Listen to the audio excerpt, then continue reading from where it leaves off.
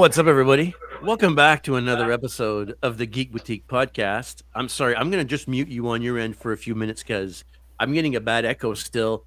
We've got guests tonight. We got a special show tonight. As always, Mr. Akka. Geoff, how you doing, buddy? It's episode 180. Can you believe that? I think because on here it says 180, but I thought on the blurb it said 179. Oh, I may have screwed that up on the blurb, but it is 180 episodes. Yeah, we're Kelsey. Absolutely. Let's go. Tis times. Tis Toxic Fox. Hey, guys. Yes, we were a minute late. We got talking in the pre-show. It is, if you guys are longtime podcast listeners and watchers, you know what happens when we do top 10 lists. It's just an hour and a half to 2 hours of shit talking. And the shit talking has already started, as this guy down here knows, returning to the podcast for the 77th time, I believe, even though he's only had us on his podcast twice. It is Myers Corp cosplay, star of the Monday Night Nerd, every Monday at 7 o'clock live on YouTube. I don't know where he got that idea from. Mr. Mike Myers, how are we this weekend? You're all wrestled out. What's happening over there? You're all decked out in the merch. Well, it is WrestleMania weekend, so I felt like, John Cena's going for his 17th World Championship. We got to rock the Austin 316. It's WrestleMania weekend. We got to be ready. Best-selling merch of all time. Joining us back, typically a reporter in the field at large, but now she's at home because there's a new member of the family that's making a debut on the Geek Boutique podcast.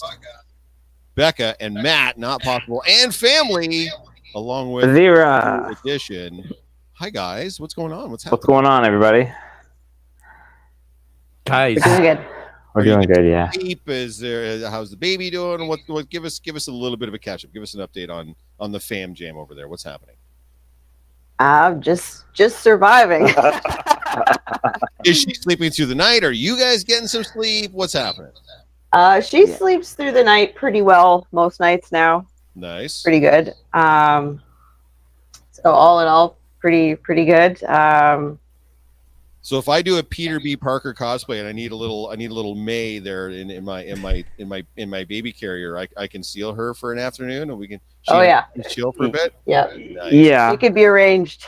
I love how Becca was like, yeah, Matt was like, Well, I was just thinking we should capitalize on this. I mean, it's not for free. Well, I'll rent her. That's fine.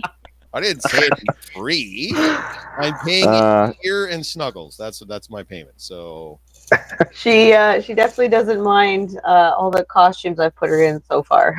I was just gonna say you've been really like putting her into all sorts of stuff. She has a really good temperament. She's pretty chill. So you know what? this community. Yeah, it's amazing. Those pictures all turn out amazing. She's wicked. How old is she now? she will be 5 months at the end of this month. Yeah. Time flies. 5 months old soon. It does. Yep. It's crazy, man. It just flies by. Like now, dude. Like it's it's crazy. Yeah. First thing you know, she'll be running through the house. Yep. And remember, as soon as they can start to talk, they can start to talk back. Well, this week she learned how to squeak and squawk. Last week she was babbling, but now she's into yelling. She likes Just good. to screech. Just open and yell. Yeah, we're doing It's it. great. Andre's Discovering her voice. Andre's got his NWO shirt on right now. Obviously, also very prepared for WrestleMania weekend, so that's cool. You're late, says Kelsey. Man, We're being called out. we only tell you. Look, it's Michael's on the show. I mean, what do you expect? Right? It's a whole the fun begins. Paul Neal. Does this seem like a really put together effort that we put out here every week? Come on, man. We're flying by the seat of our pants. Sometimes we're a minute late. Sometimes we're 2 minutes late. Sometimes we're a minute early. Yeah. I'd like to point out I've been drinking solidly for the last 5.5 hours too. So Yeah, I'm gonna apologize ahead of time as well. I've been fighting a bronchitis, and I'm on puffers, and I'm on medication, and apparently tonight I'm on liquor. So feeling all right now. he's sick. I'm drunk. They have a baby, and he hates The Dark Knight. I don't know what to tell you, man. It's going to be an absolute shit show. What are we actually even talking about tonight, JS? So we're doing, the first time we do a top 10 on live action portrayals specifically. superhero live action portrayals, and maybe we'll get to doing other live action portrayals in the future. Today, we're going to be talking about our favorite superheroes that have made it to the big screen and who we might prefer. Now, I want to point out we got into this whole discussion while we were like before the show, while we were off the air, and I kind of had to cut everybody off because we were getting pretty deep into the what are we going to be doing here and how are we going to be doing it, and I think we need to have this discussion right now. So basic rules: they have to be superheroes. Yes. That's the only rule we're going to go with. I mean, That's and a they have long to- list. and they have to have been portrayed on a screen of some kind. Yes, absolutely. Are there more rules you want to? Should we make it so that it's only like we can only pick one? Like if it's Batman, let's say there's been like 27 Batman. Do we pick like one? Do we settle on one Batman, or could there be two Batmans on here? So or two Spider-Mans, or whatever. You know what I mean? Like, what do you? So guys... I want to get everybody's thoughts here, but the way I'm thinking is I don't want to go by character. I don't want to go by franchise. I want to go by the person. Sure. So if we say, well, Henry Cavill is the best portrayal of Superman, well, he's the best portrayal of Superman. Right. Right. But then 3 picks later, if I say Christopher Reeve, are we like that doesn't count? We've already got Henry Cavill. Is that kind of what you're saying? Because we already have a Superman on the list. Not. You know what? Who wants to answer that one? Fair to say that Henry Cavill is the best Superman. I mean, well, you're right. He's God's perfect creature. I don't know if he's the best Superman, but I mean, I just fear that like there's only 10, so yeah, we could fill the list with just Batman and Superman and Spider-Man, and that would be the entire list. You know what I mean? There won't really be room. So I think we should probably I don't be have like a Spider-Man on my list. That's interesting. So like we're like including things like mutants and vampires and stuff like that. It doesn't if have they to be were a just like superhero- Marvel or No, if they were a superhero good. portrayed in live action on screen, they're eligible for sure. I mean, mine are mostly all. They're all. So top 10 though being top 10, like not just your opinion, not like, well, I'm a fan of Spider-Man, so this is my favorite for my reason. Top 10 portrayals is not. It's opinion based, I guess, but like some people did do better, so it has to almost be factual too. To an extent, Like- I mean, because we look at a bunch of different things typically when we're doing a top 10 ranking, right? Like, what's the cultural impact? How much is it known in zeitgeist? We actually, for a time here, we had our good friend Robbie, Grayson Grid Cosplay, on the podcast, and we would do the Robbie's grandma test. Does Robbie's grandma know what that is? Oh, well, then clearly it's pretty permeated through the culture and the zeitgeist. So that might be, now that's when we were like literally just like doing a top 10. This one's going to be, I think, a little bit more opinionated because I might think Henry Cavill's the best Superman.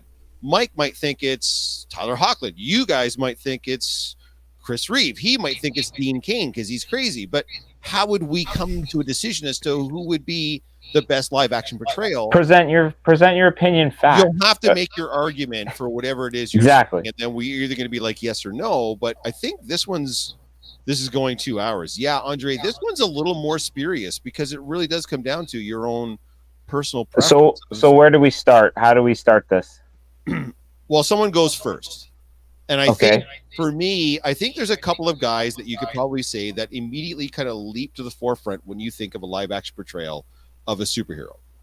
Like, I don't know that we could have this conversation on not mention someone like Robert Downey Jr. as Tony Stark, Iron Man. We knew that had would be a this given. conversation Right. 10 minutes before we came on. Like I would let's get past that because we know Robert Downey Jr. is going to be there. I'm sure they're going to recast him at some point, but could you really imagine anybody else inviting the role of? I can't see him wanting to give up the role, regardless if they wanted to cast someone else. I can't picture anyone like he's been there for so many years. I know this isn't probably the one you're picking to start the thing, but like, No, why would he want to give I'm up that going role? first. Really, I'm he going RDJ came first. back into Hollywood. No, I'm with putting him this on the role. list because I mean we might as well. It's an easy Um, pick. There's probably yeah. one or two other easy picks, but I mean, honestly, dude, he defined a whole generation of. I'm not sure how high up the list he would be, but I would have to say Kelsey Grammer's Beast is fantastic. Right. Whether we like the movies or not that he was in, Immaterial. The character portrayal, if that's what we're talking about, correct, is like bang on. He was so great. Agreed. So is he the best rendition of Beast? Well, we've seen other Beasts since then, younger and stuff, and I don't think that, although they did well, I don't think they hold up the same iconic image that he did. I would agree. Nicholas Hoult was great, and George Buza does an amazing voice work, but that's not live on screen, live action. It's got to be Kelsey Grammer, 100%. Yeah, I would agree. Now, do we think that's better than RDJ as Iron Man? No, I would not put him near like the top, but I would put him in the list. I'm not sure where he would fall now, with everyone else. Right now, he'd be number 2. Yeah. He's going to go underneath RDJ. And I think that takes us to Mike. Mike, you can make a selection now. I think Toxic Fox may be on something there, but we'll probably get to that. Wolverine. It's pretty classic. Let's go with another one that is kind of obvious, but could have a little bit of argument. Let's go Tom Holland as Spider-Man. Ew. We talked about this. Oh, that's an interesting This one. is so. Now here's my this is going to be a problem. Yeah, I want to hear why you picked Tom Holland versus the other ones. Please give us the Tom Holland argument. So my Tom Holland argument is the same argument that I have with most Batman people and the same argument I have with most Superman people. It's a dual role. You need someone to play Peter. You also need somebody to play Spider-Man. That is 2 different roles. Tobey Maguire plays a great Peter Parker, doesn't play a good Spider-Man. Andrew Garfield plays a great Spider-Man, but not a great Peter Parker. Tom Holland's the first one to hit both of them. His Uncle Ben moment, I agree 100%. I can agree with this. I really like Andrew Garfield's Spider-Man, but like it was just so. It was missing something as his Peter, so which really sucked because I really liked the movie for bringing Gwen into it and all that. So it is a good conversation, but I think you are right with Tom Holland. Mm-hmm. Yeah, his Uncle Ben moment hits harder than the other 2, and he's actually a kid. He's in high school. He's not Tobey Maguire, 30 whatever he was, or late 20s, trying to act like he's high school. That's the He's a high point school I was kid. gonna make. Right? Is Spider-Man supposed to be a high school kid? He's supposed to be the connection to the kids that are reading the comic book. Right? He's supposed to be one of them and showing us that anybody can be a superhero. Right? That's kind of the idea of Spider-Man, is it attracts to the kids in that manner. Tom Holland was the only one that I believed was Peter Parker in the manner that I portray him in my mind when I read the comic books. Yeah. Right? So I think it's fair to say that Tom Holland, for me, is probably the best representation of Spider-Man we've had.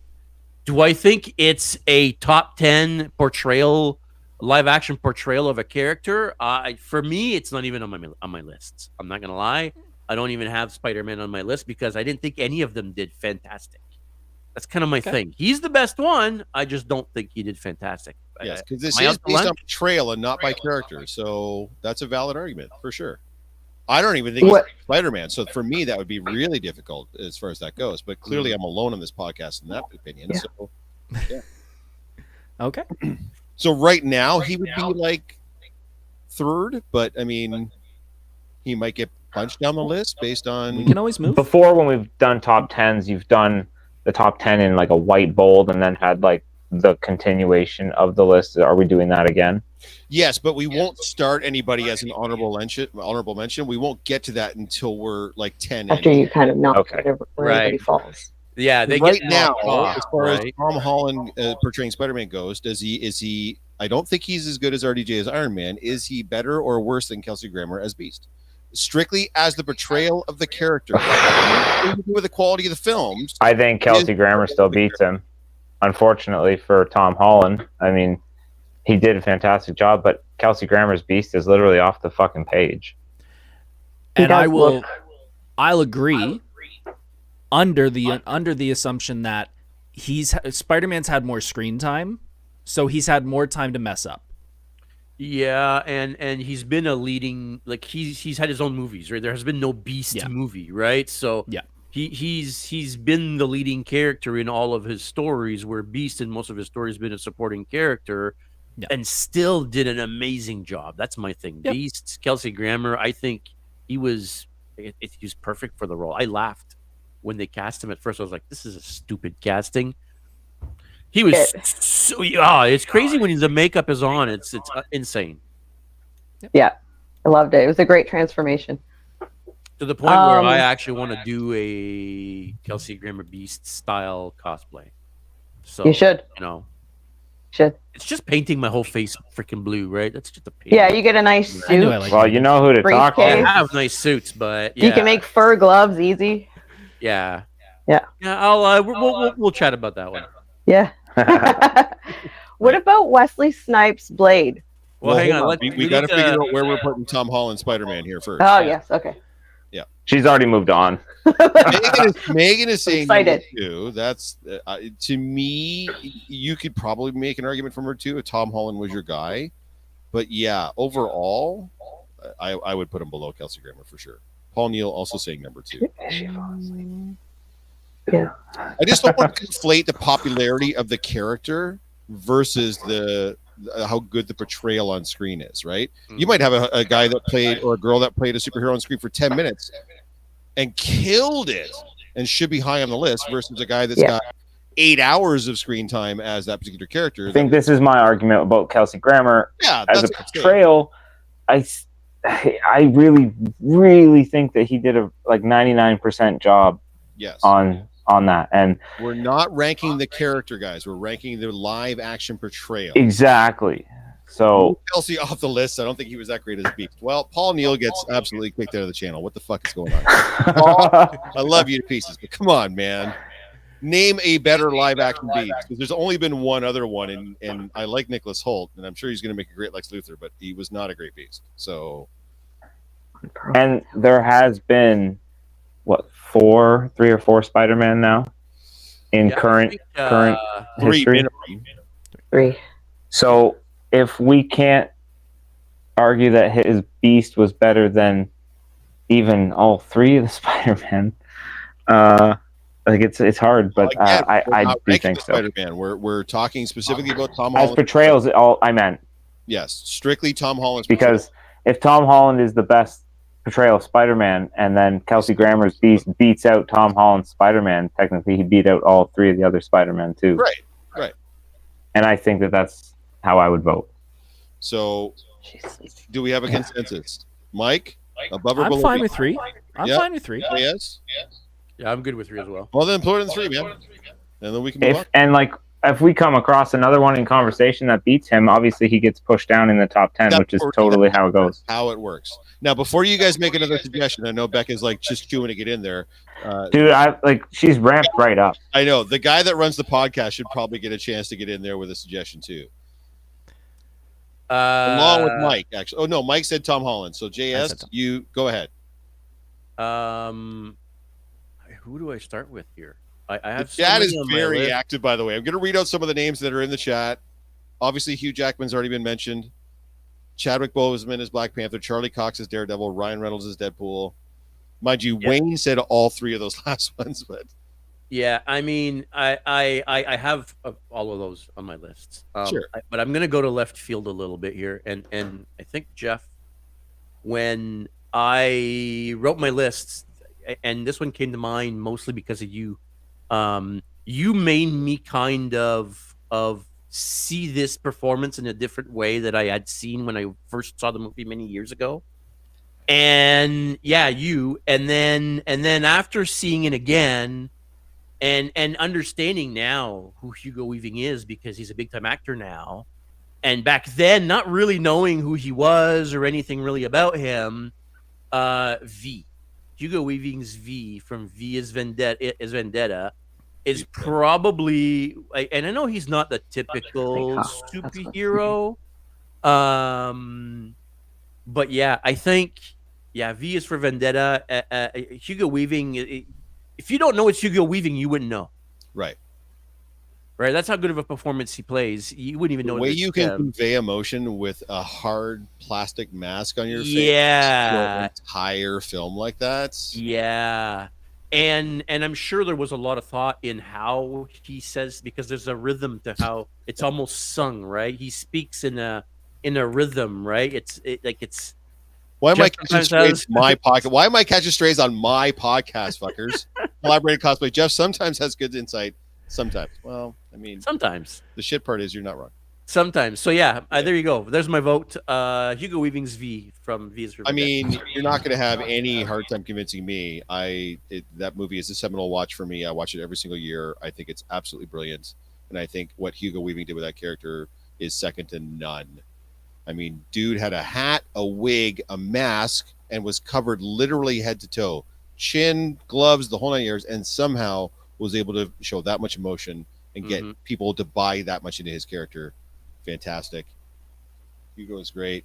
My boy Blue. JS is so not wrong. It was so good. No, amazing. Amazing portrayal. This is what I'm talking about. Like, whether you like the movie or not, or whether the movie itself was a big hit or not, or spawned a huge franchise, doesn't really matter. If the portrayal was great, and Hugo's was fantastic in my view. I agree with JS. What do you guys think? Mike, Becca, Matt? There's no argument from me. I can't argue that at all. Nope. I don't think I can argue it. So where does it belong on the list, though? That's to me personally, it wasn't even top 10 for my thoughts. Fair enough. But now that you've seen the list, but I don't want to throw shade on your choice for portrayal.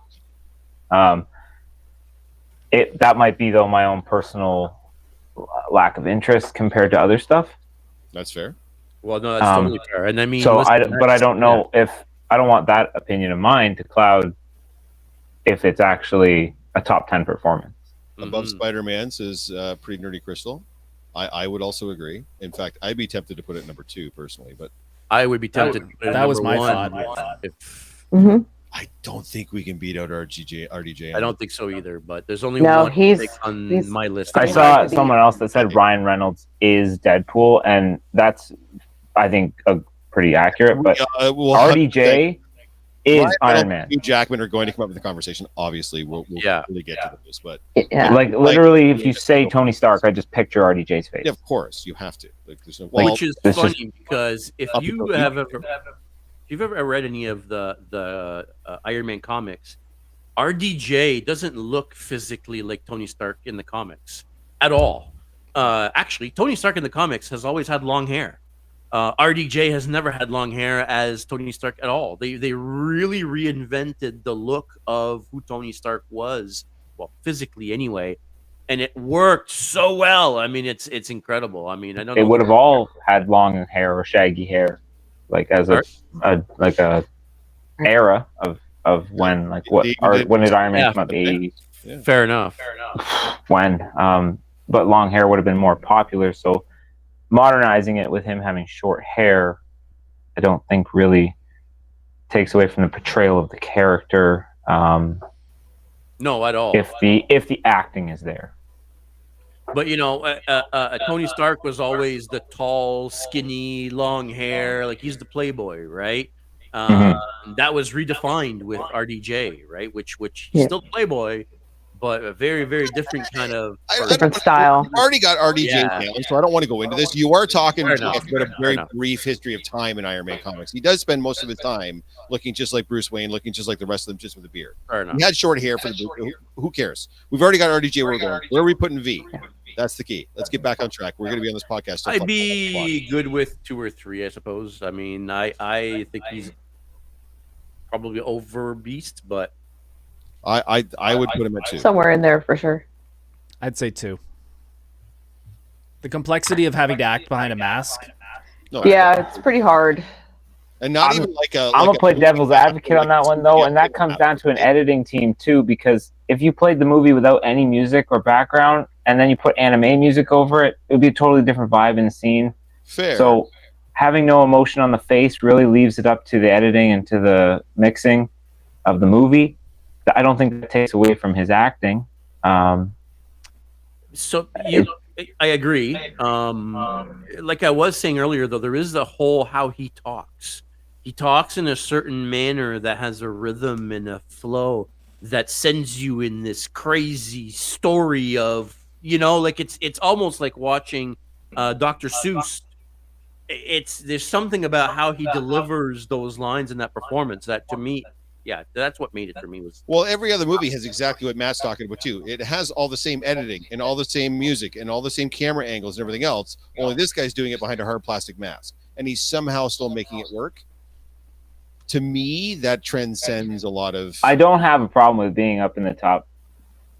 I think I don't think so. And if he loses out to someone else, then pretty memorable character too. Like if you saw it, that movie stuck with a lot of people. So, and surprisingly still relevant. Seemingly getting more relevant every day. I was going to say arguably more We're relevant. not going to get into the politics on this podcast. So. Yeah. No. Moving along. Holy shit. Yeah. All right. Two or three then, guys. What's the ultimate decision? Sorry. Put it in 2 for now. Hold on. Ah. Matt, what number? 2 or 3? Matt and Becca, pick a number. 2 2. is fine. 2. Mike? 2. JS? It's already at 2, but Well, then what the fuck are we still talking about then? All right, cool. So I believe it's my turn because I think I went first before. It is your turn. I'm going to get Hugh Jackman out of the way because it's not like he wasn't going to come up. We have to talk about Hugh Jackman because let's recall, kids, shall we? Let's all get back in Jeff's Wayback Machine, right? Right. So before you get RDJ as Iron Man, and before you even get Toby as Spider-Man, you get Hugh Jackman in 2000, the year 2000. Oh, you God. get Hugh Jackman in the first X-Men movie, and you've gotten him. You're still getting him as Wolverine. Could somebody else play that character? Yes. I don't think that character is as entrenched with Hugh Jackman as it is with, say, an RDJ, but he clearly look at Jay. He's so mad right now. sorry. I'm going to mute myself here for a minute. It's all right. It's all good. I think you can recast Wolverine. And in fact, I hate to break it to you guys out there, they are going to recast Wolverine. I don't know if they're ever going to recast RDJ. I don't think they have to have Iron Man essentially moving forward. But they're clearly going to have a Wolverine, and they're going to have a new one. We've even seen one. We got to see the Cavalrine in Deadpool and Wolverine. It's going to be great. Who knows if that's going to be the case? Having said that, X-Men, the first X-Men, Bryan Singer's X-Men 2000, ushered in the big budget tentpole superhero, especially ensemble film, and Hugh Jackman was clearly Out of the tank. It's right. Like it's crazy how well he did in that role, how much he grew into the role, and how many different ways he played the role. Is it, by the way, is it an amazing portrayal? Like, is it an awesome acting job that Hugh Jackman's doing? Yes. Is it Fucking not? right it is. Come on. The guy sings and dances on Broadway. He's grumpy and growls. He knifes some But guys. that's, Like it's that's not fun who Hugh Jackman is. but I mean, but overall, No, the character itself, like this, no, I'm like, not having it. I'm not having it. So because him in real life is a Broadway dancer, that mean him playing a tough guy means it's a great portrayal. Come on, Because you're downplaying it, saying that that's just who he is. is like out until Logan. All right, until Logan, I was like, in Logan, okay, my man gets me in Logan. Fine, cool. No. Okay, so where are we? 2000 Jackman in so X-Men. my pick. It was iconic. It was so good. I love X-Men, dude. Hugh Jackman did such a good job that people forget that is extremely not comic accurate. Right. Height-wise, look-wise, like he's similar look, but like not comic accurate at all. No. But She like, had this. We had this conversation before we came on About Cavill. about how they're He's gonna. so tall. He's 6'3" or whatever, and then He's they made huge. fun of it in Deadpool when they had the comic accurate Wolverine, which was like 4'5" or whatever. Little guy. Which I think looks silly. But it was Didn't look intimidating. But it was meant to look silly. You could make it so it looked cool. If you really were serious about it, you could make a 5'4" badass. You could absolutely do that. I don't think so. They weren't serious about it. JS, you're muted, sir. I like what she's saying. When he comes out of the water and he's just like enraged and like just shredded and looks so aggressive. His portrayal of the embodiment of Wolverine. Right now, I'm gonna do the exact same thing. He came out of the bathtub and he hit his claw. Like fuck it, man. Like that's not. Come on. It's physical. No. It's not like acting. Like And then they throw back later to when he had bone claws, and like no, it's you're loving really the good. story. Like you're not. I don't know that you're necessarily focusing on his portrayal of the character. You're in love with the story that they've told over 17 movies. I agree with No, I mean, like, you. He's doing a really good job portraying the character. he did have bone Like claws, said- and then they did fill him with adamantium. Like, Yeah, but like he didn't resemble his comic counterpart like at all. He made the role his own. And I think, Like- no, thank you. I disagree. When I watch X-Men 97 or the cartoon before that, and I see what we're seeing there, and then I see Hugh Jackman, it's he's Wolverine. I could not. I Disagree. see it. I could not disagree more. But that's okay. That's okay. I That's why we had this conversation. Yeah, it's true. he may not look physically like Wolverine, and he may not be the typical portrayal of Wolverine, but he made it his own. And really, if it wasn't for him, the X-Men series of movies probably would have ended at the first movie. Let's be honest, right? Oh, Love him. Oh, I thought they were like. Fuck this up. I'm like, you guys are the Logan stands. What are you doing? We're out. yeah. I mean, it's you can't tell me that the X-Men, the first X-Men movie, would have been as good and as popular and as big as it was without him. Okay, And you they think- launched the think- superhero genre. Sure. Launched One. superhero genre. The first movie focused on Wolverine as the main character. Mhm. Two, going into the movie, Wolverine, comics wise, was already the most popular. Wolverine at that point was the most popular character in comics, Mhm. and it's not even close. So, what you're saying is there wouldn't have been further X-Men movies without Hugh Jackman playing Wolverine. I disagree. They were already going to focus on Wolverine anyways. To me, Yeah, but Statement. that could have been anybody. To me personally. I I don't. would have watched X-Men just for Rebecca Romaine. Well, I mean, fair, right? Yeah, but I don't think The movie was already focused on Wolverine. Like, it's not like you're making it sound like, well, he was this huge breakthrough role. So, well, they were already going to focus the movie on Wolverine anyway. But was he though? If you're going to talk about, okay, so portrayal-wise, the first dude who played Sabretooth looked like the comic book. And then they changed it with Shreve Leiber, or whatever his name is. Leave Leiber. backwards. Which I actually liked better. Love Shreve. Me too. My favorite. I'm not talking bad Shreve? about him. Yeah, I'm I just saying remember, like- portrayal-wise, the first Sabretooth was a better portrayal of the actual character. You mean image-wise? Image-wise, like, That's not acting. Though. he looked like an actual X-Men beast, like, you know, the character did in the comic books. But Long brows. back to Wolverine, if he wasn't such a good portrayal of Wolverine, why haven't they recast him? Because I genuinely Back. think he is embodying Wolverine, regardless of being possibly a little bit bigger than he was. So I made the mistake of bringing this up and making this pick and then arguing against it because I'm an anarchist and an idiot. But if we were to, because we can't be on here forever, where would he go on the list? The portrayal, not 5, the character. 4. The portrayal. 4 or 5, yeah. Can you see that blood vessel like in JS's forehead, just like throbbing over there? To me, if you guys want to make the argument that it's him and nobody else, I would put him at 3. I can't see the list, to be honest with you. It's pretty tiny. Well, you got your glasses on. What do you need? Dude, So we've got you gotta- RDJ Hired Man at number 1. We've got Hugo Weaving's V at number 2, Kelsey Grammer's Beast at number 3, and Tom Holland's Spider-Man at number 4. As portrayal wise, I don't know if he's better than any of those. I acknowledge Jeff calling me out on being a slight fanboy, but I would Look be look at open to putting him at 4. JS is losing his fucking I mind. would put him at 4 just because of how, like, the franchise has Better than kept Tom him for Holland. so long. He's Absolutely super. better than You Tom guys are trying to get us canceled, aren't you? Holland. Yeah, I'll Like, give- think I'll just about it, like, argue. to recast better than him, Tom Holland. it had to be Henry Cavill to take a new casting for Wolverine. Like, Hugh Jackman did a fucking amazing job. Well, he like- did an okay job. This is my list. He's like 12. I mean, I'm not.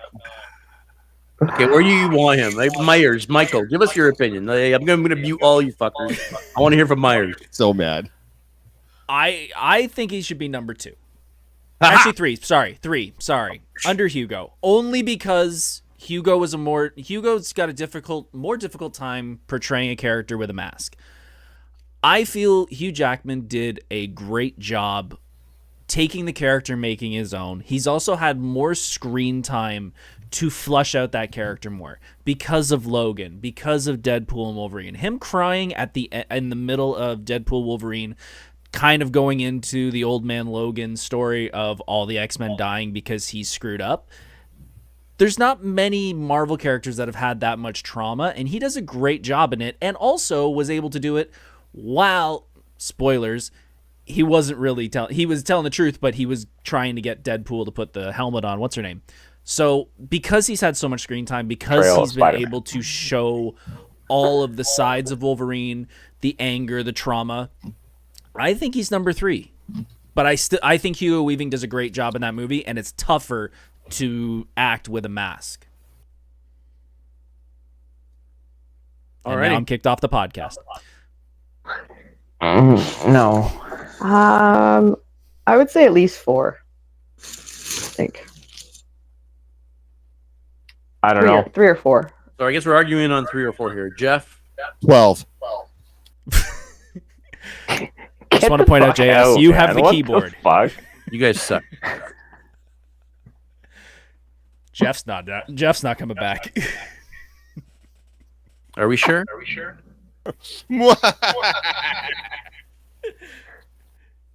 You have the keyboard. You can put him at 1. Yeah, I'm gonna forget where we put him. Okay, who's next? It's It's Who us, are we but I don't ranking know. again? Oh, I don't know. I forget.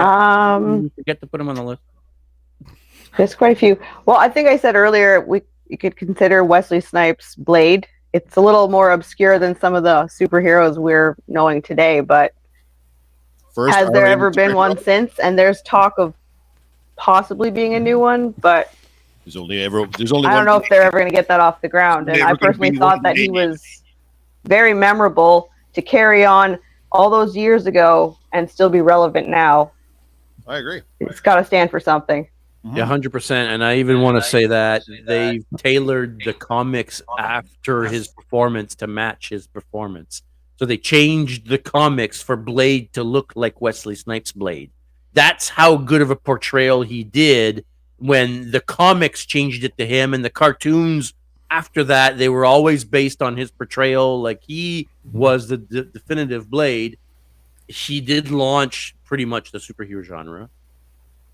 He literally saved Marvel. He literally saved Marvel. I don't think you could argue. I'm just going to throw this out here. If the last portrayal that we saw was Blade Trinity, this guy's number 30 on the list, because holy fucking shit. But we get to have this lovely nostalgic moments in Deadpool and Wolverine that I think bumps him back up. Now, was his portrayal in Deadpool and Wolverine great? No. He walked on, he said 4 lines, he kicked a bunch of ass, and he was done. So that's different. Is his portrayal in Blade Trinity dog shit? 100% it is. The horror stories coming from that set as to how bad he was are legendary. So we're really basing this on Blade 1 and 2, right? Yeah. There's something to be said for being first, and especially in the first Blade, he's good in that role, playing your classic sort of fish out of water, right? He is literally the Day Rocket. He's not human. He's not vampire. He's something in between. He's trying to make his way between 2 worlds. He straddles those brilliantly. He does a really good job. Blade 2, he does an okay job, not as great. And then Blade 3, we don't talk about because it's fucking horrific, right? That could be a lot to do with like writing and directing, though. I feel like just him as a whole. I remember seeing the movie in theaters, and I remember like years after still like watching the movies and being like, wow, like this guy is so badass. Like this character's awesome. Yeah. And it almost carries through all the plot holes and stuff in the movies because you just want to see more of that character. I shouldn't say that. I don't care about how good or bad the film was. Blade 2 was a brilliant movie. I just didn't think Wesley was all that amazing in it as Blade. I thought he was way better in the first one, playing that sort of tortured soul caught between 2 worlds.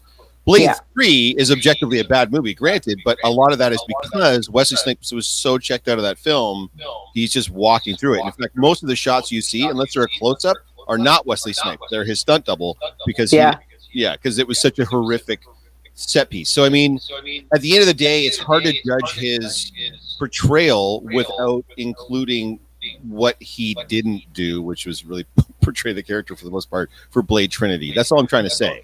To me, So the third on one. the list, right? So like the first movie for sure is pretty amazing, pretty memorable. No, he does a fantastic job. Just to me, his portrayal got steadily worse as the films came And as a side note, Chris Christopherson as Whistler, like the duo, I think was a really good, had good chemistry. It was really good.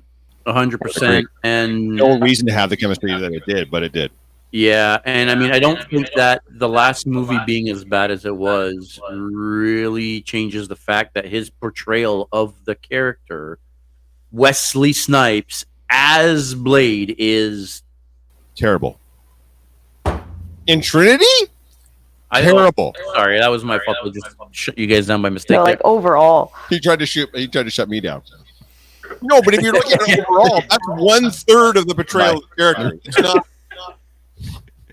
That's 33% of the portrayal of the character, guys. Like, you can't say like, well, overall it was good, even if he was shitty in Trinity. Well, that's like I like third of his portrayal.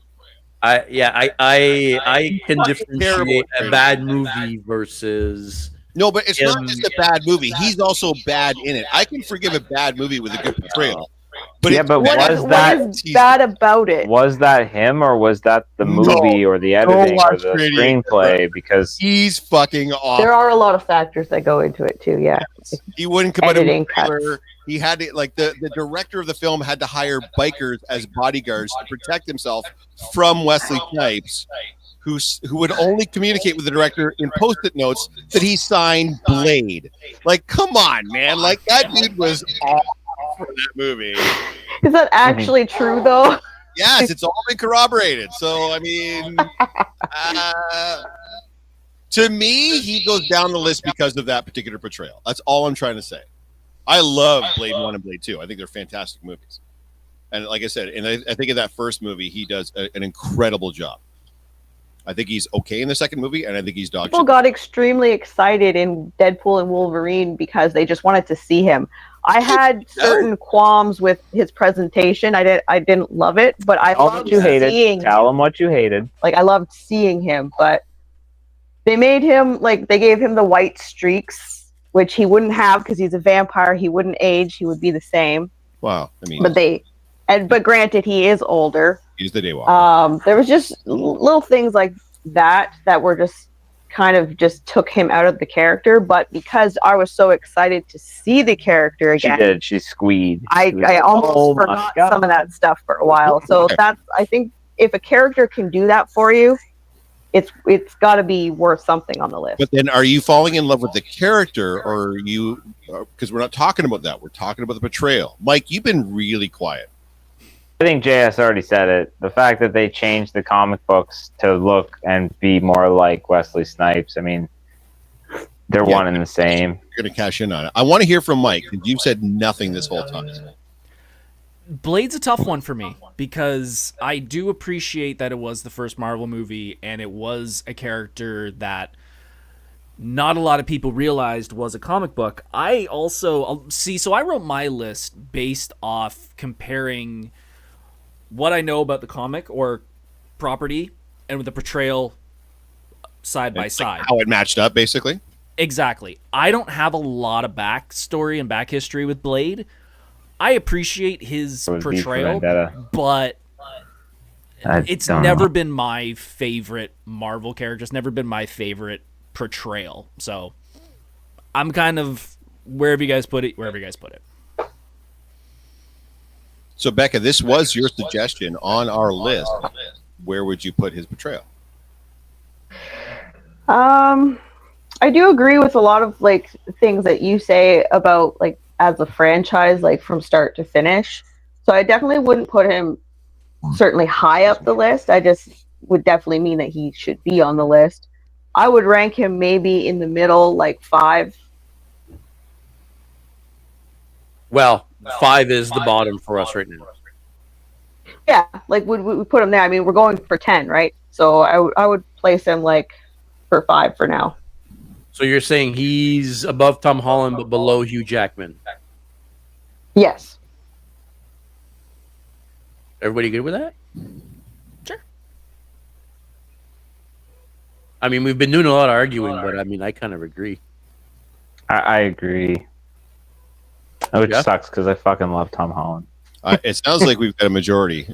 Mike's like, just put wherever you want, and you two are good with that. So we'll go with that. This isn't a democracy; it's a Read cheerleader. the comments. There we go. Whose turn was it? So Mike. Mr. All right. Like Myers. Let's go with one that I think we can all agree. We all have to have this on our list. Ryan Reynolds is Hal Jordan. I'm kidding. I'm so kidding. I'm so kidding. Number one, baby. Wow. Jeff, I want to give you that one. Thanks, I'm buddy. sorry. Thanks, buddy. No, someone higher up in the comments mentioned that I should have Ghost Rider on my list. I should, but I don't because Nick Cage is Nick Cage. Brutal. I will. Yes. I will put another one of my cosplays on my list, though. My choice is Carl Urban as Judge Dredd. Yep. Yeah, that's pretty good. I mean, and I'm not even You want to talk about comparing. comic to movie accuracy? Holy shit! I'm not even comparing to Stallone, which I love Stallone in that movie, but What? but just What? the what? I like the Stallone movie. It's corny. It's fun. It's an '80s movie, pretty much. What? Please continue. Anyways. Just having an aneurysm is fun. Okay, It- so the pick is Carl Urban as Dredd, intimidating, comic accurate. no. Walked around set with the helmet on because he knew how important that helmet is to that character. There's people still fighting for a second movie, even though the first movie is kind of the Raid, but with Dredd in it. I'm fine with that. Oh no. Yeah, I mean, if you haven't seen Dredd, it is one of the 2 movies that I own on Blu-ray, and I paid full price for Blu-ray because I'm like, that is that good of a performance and that good of a movie. I mean, don't get me wrong. I think that Carl Urban as Dredd was way better than Stallone. It was refreshing to see that it was possible to do a Judge Dredd movie without it being super corny and super silly, and even though the comics kind of were, right? I mean, I They feel were. like that's one of the 100% some are. things that people that hated on the original Dredd kind of missed for me. I think is that Dredd's kind of supposed to be a little bit silly and everything's supposed to be out of super huge and super tiny and like everything is supposed to be ridiculous, right? So Yep. I kind of get it in that sense. It just wasn't a good movie. That to me is the problem. And Stallone wasn't great as Dredd. But the Carl Urban, you're right, was way better. I don't know if it's any better than any of the things that we have on the screen now. Love the film. I can't really comment. I don't know. Not super That's up like on Dredd, so I can't speak very much on this one. So I'll let you guys duke that out. He was true to the comics. I don't think there's any question about that. Way more so than Stallone. It's weird that you came into this, Mike, wanting to sort of compare the comic accuracy, but then you're still saying that Judge Dredd was a good film and a good portrayal, even though it could I not like have that been just 'cause any less accurate to the comic. No, my top 10 is based off the accuracy. Oh, I you- personally in like. general, you liked it. Yes, I It's personally weird. like the Okay, corniness that's fair. of the No. Rob Schneider side of Judge Dredd. No. Granted. Is it a great portrayal of the character? Yes. Is it a great portrayal in general? I mean, it's this face and a Mhm. helmet and shooting a gun, and he's probably got about 30 lines in the whole film. So It's also him being the general to Judge Anderson and teaching Right. her throughout the movie, teaching Agreed. her he's to the mentor. use Yep, her sure. use her powers correctly, Yes. use her. Don't push too far, but he understands that there are times when you have to break outside the law. It's all deep end. Yeah, no. I agree with you. I've seen Judge. It only made $10 million worldwide. I was one of the few people that went to the theater to Bonkers. see Me too. Dredd. Bonkers. Fucking loved it. No, it's a fantastic movie. I don't know if his portrayal is off the charts for me as far as portrayal goes, but it's good. Like to me on that list, I don't know what number we're at, but it would be like the bottom of that list. personally. It'd go below Holland, and I don't even like Holland as Spider-Man, but it would go below that, personally. Yeah, I mean, if we look at what we have now, you're right. These are all big names we have already up on the screen, and as much as I loved his performance, and I think it was better than Stallone's, I can't imagine putting him anywhere above Tom Holland. But that's just me. I mean, again, I'm sorry, Michael. Mike, where would you see? Yeah, this was your pick. Where would you see him on this list? I would put him above Snipes. Oh, really? Okay, so you put him in at number 5. I put him at 5. But I also don't have a big opinion about Wesley Snipes. And I think Tom Holland has had some iffy moments throughout the movies. I think because Carl Urban's only had the one movie, he's got a lot less reason to have issues. Yeah, that's fair. Jeffrey? But it's democracy. 7.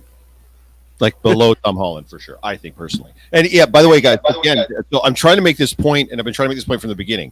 It's not an indictment of the character or the film. Nope. I love Dredd. I probably watch it every 6 months. The film itself is fantastic. Yeah. It wasn't a very difficult role to pull off in the first place. It's mostly an action role under a helmet where he's just scowling at the screen and he has maybe 30 lines. So to me, the role itself is not that difficult to pull off. Did he do a good job? Sure he did. Did anybody else do that? 100%. So for me, it'd be 7. Yeah. Like Tom Holland playing Spider-Man is got to be like incredibly hard because it's such a scrutinized character. I mean, there is that. Been done so many times, yeah. Like people love Spider-Man, and they're going to be such critics.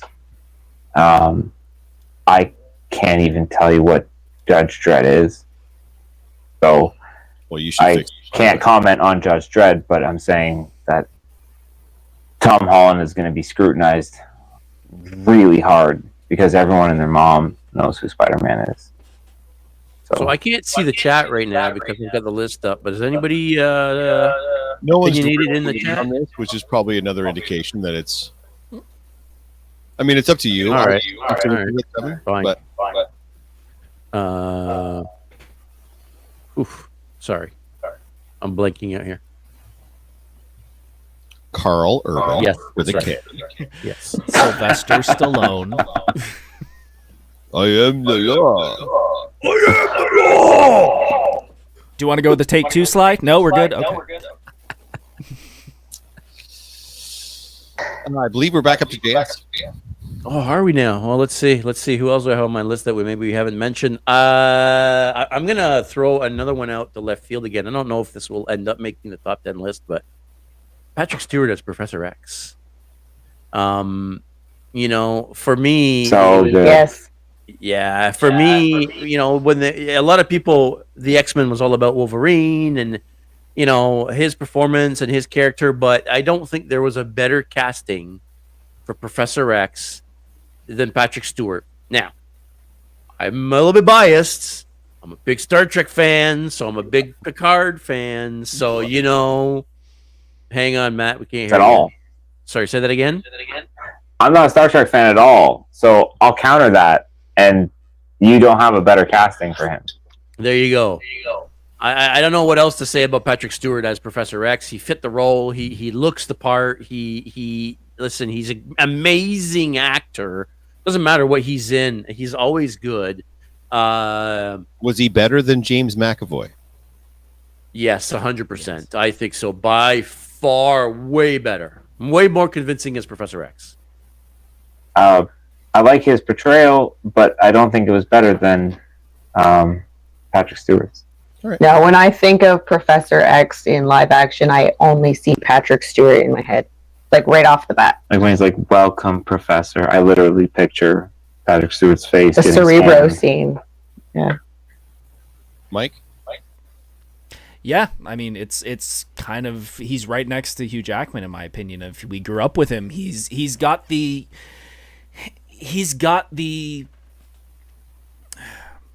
wholesomeness that Professor X needs to be. He's the leader of a school. He's supposed to be an inviting presence, and I feel like Patrick Stewart does that more. But to counter that, I feel like the First Class, that version of him was more of the cocky, getting his powers, trying to understand it. So it's a different role in that way. So, but I that invitingness, that calm tone of Professor X, you needed that, and I feel like he hit it out of the park. Yeah. Jeff? It's hard to argue, right? Who's everybody's mind canon for Professor X? It's someone said it. We grew up with him. I mean, there are certain characters, not certain characters, or certain actors. Let me back up. There are certain portrayals that become your headcanon, right? Like, for me, the Joker will always be Mark Hamill. I don't care who plays him, but when I think Joker, I think Mark Hamill's voice. There are certain characters that reinvent what that character means. And you know how I said, like, they went back and they made Blade look like Wesley Snipes. They didn't do that with Patrick Stewart because he already looked like Professor X. But, I mean, like, when people think Professor X now, they think Patrick Stewart. Yes, James McAvoy played him. Yes, he's been portrayed in different cartoons and so on and so forth. Nothing to me comes close to what he did. He is that character. He became that character for a lot of people. Yep. He's the whole package. He embodied him completely. It's funny you mention that. We kind of, for those who don't know, I volunteer at different conventions, and there's a couple different celebrities that have those key roles. And I always ask the people who are working with the celebrities, what do they sign more of? Do they sign more of role 1 or role 2? I would love to see what he signs more of, Star Trek or Professor X at this point. That's probably Professor X, to be honest. Probably. The X-Men movies were broader in scope and appeal than Star Trek is, right? So. Yeah. Okay, so where does he go guess like Shatner. What do you think? Shatner was there and him. Well, if we were doing sci-fi portrayals, Shatner, the Star Trek nerds would be there. Yeah. No, I just mean like on the venue, if Shatner and Stewart were at the same event, you'd have all of the Star Trek people show up. So then it would be swaying what he signs more of because there'd be more Star Trek people. Yeah, like if it depends on the theme. But anyways, we're getting off topic. Yeah. No, I do get what you're saying, but yeah, I think in broad-based appeal, I think it would be fair to say that he's probably more well-known now as Professor X than he ever was as Captain Picard. So, 2? Yeah, I'd be alright with that. I'd be way up there as well. Yeah, Mike's nodding too. Put it in. I would say 2. 2. Wow, we are all in agreement on this one. I don't know how often that happens. Well, RDJ, I'm going to take the opportunity and do it right now. Yep, don't fuck around. Yeah. We'll just move on because, wow. That doesn't happen. Hi. All right, who's Jeff? You're up. So I'm going to get this easy one out of the way too. Ryan Reynolds is Deadpool. We have to talk about it. And I think it's important to note too, as far as Batman.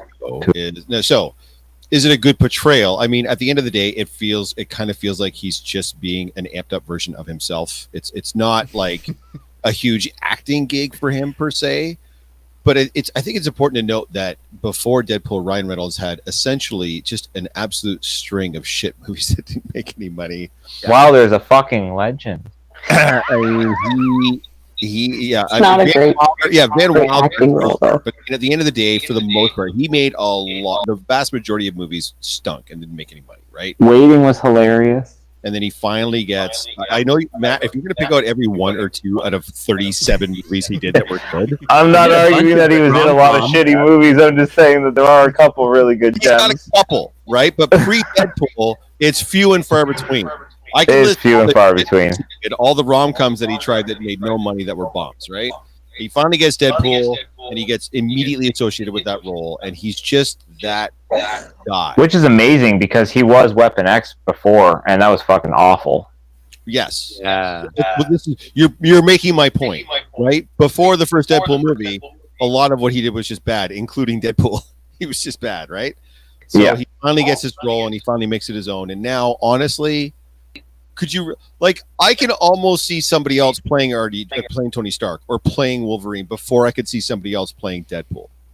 Oh, that's such the headcanon for that character because it's such an exaggerated version of himself in the first He's place. so beloved right he's now. too. so Like, good. Really, I think he's really pretty much hard. solidified I think we're himself. muted, but Does that mean it's a great acting job? No, brother's playing himself, just like drunk or high, or like he's just being him to. he's Amplified. so good. But the character itself and how he brings that character to life and how quickly that character resonated with people all over the globe and connected with them in such a way. It was like by the end of the first credit Deadpool scene, movie like the should have been opening. awesome, too. Like the first Deadpool movie isn't some brilliant work of cinematic art. It probably shouldn't have been. And if anybody else is playing Deadpool in that movie, it probably doesn't make half the money that it does, and it probably doesn't hit the zeitgeist the way it did. But because it was him, it became it's culturally iconic. It is. And when he talks about it too, just a little side note, it's kind of cool because he was really jazzed that they were going to get him into the X-Men verse before when he was Weapon X, and he thought he was going to be Deadpool. And then he was really mad about being the character that he was. And then he makes reference to waiting 10 years to do Deadpool. Right. Because they said, we're gonna make good on this or whatever. And he said he waited 10 years to do it, and then he got it. And it was like a humongous success. Well, Deadpool came to him in the first place, comic form, because they had referenced Ryan Reynolds in the comic as the character, and someone took it to him, and he was like, "Oh yeah, that's totally yes, of course." That I didn't know that. That's fantastic. That's awesome. So talk about being married to a character like that. I don't know, guys. He might you could make an argument for number one on this list. You really could. He creeps up there, but I still think RDJ's on top. I don't think he.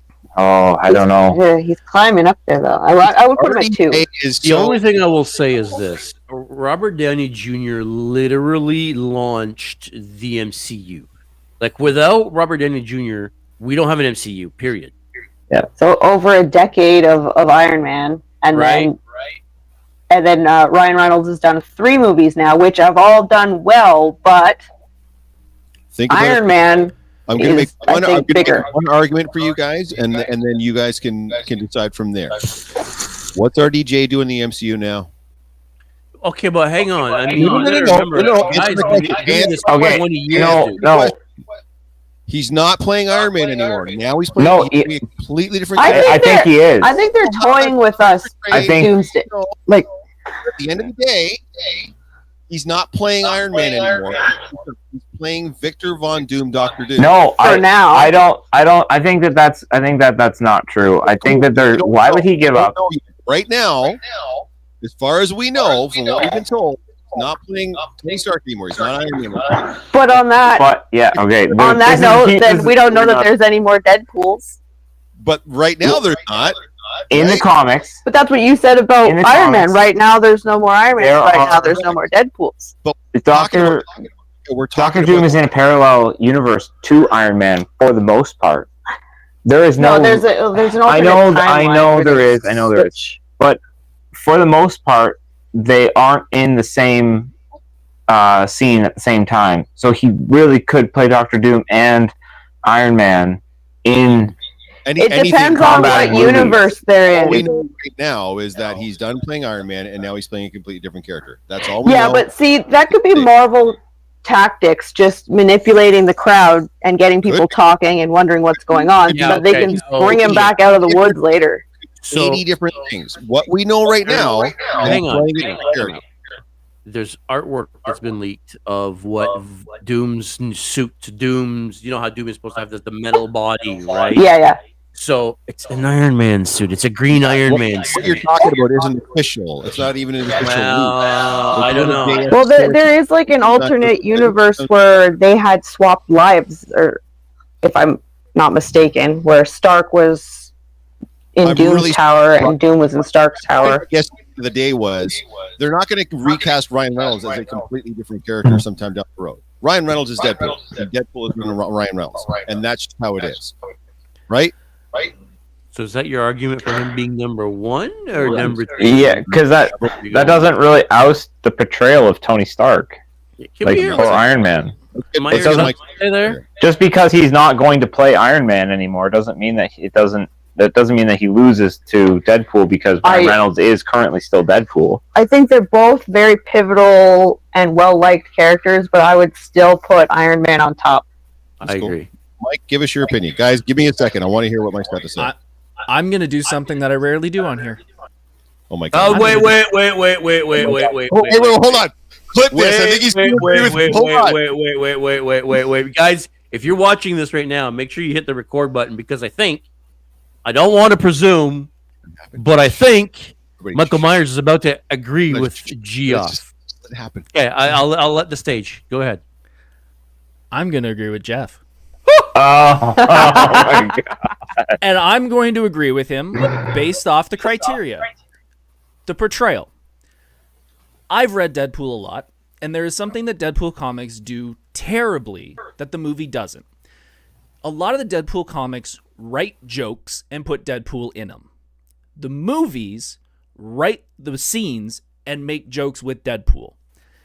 Because Ryan is so attached to this role, that is part of his influence. He understands the comedic timing of Deadpool and not just writing jokes and being like, well, Deadpool's a part of it.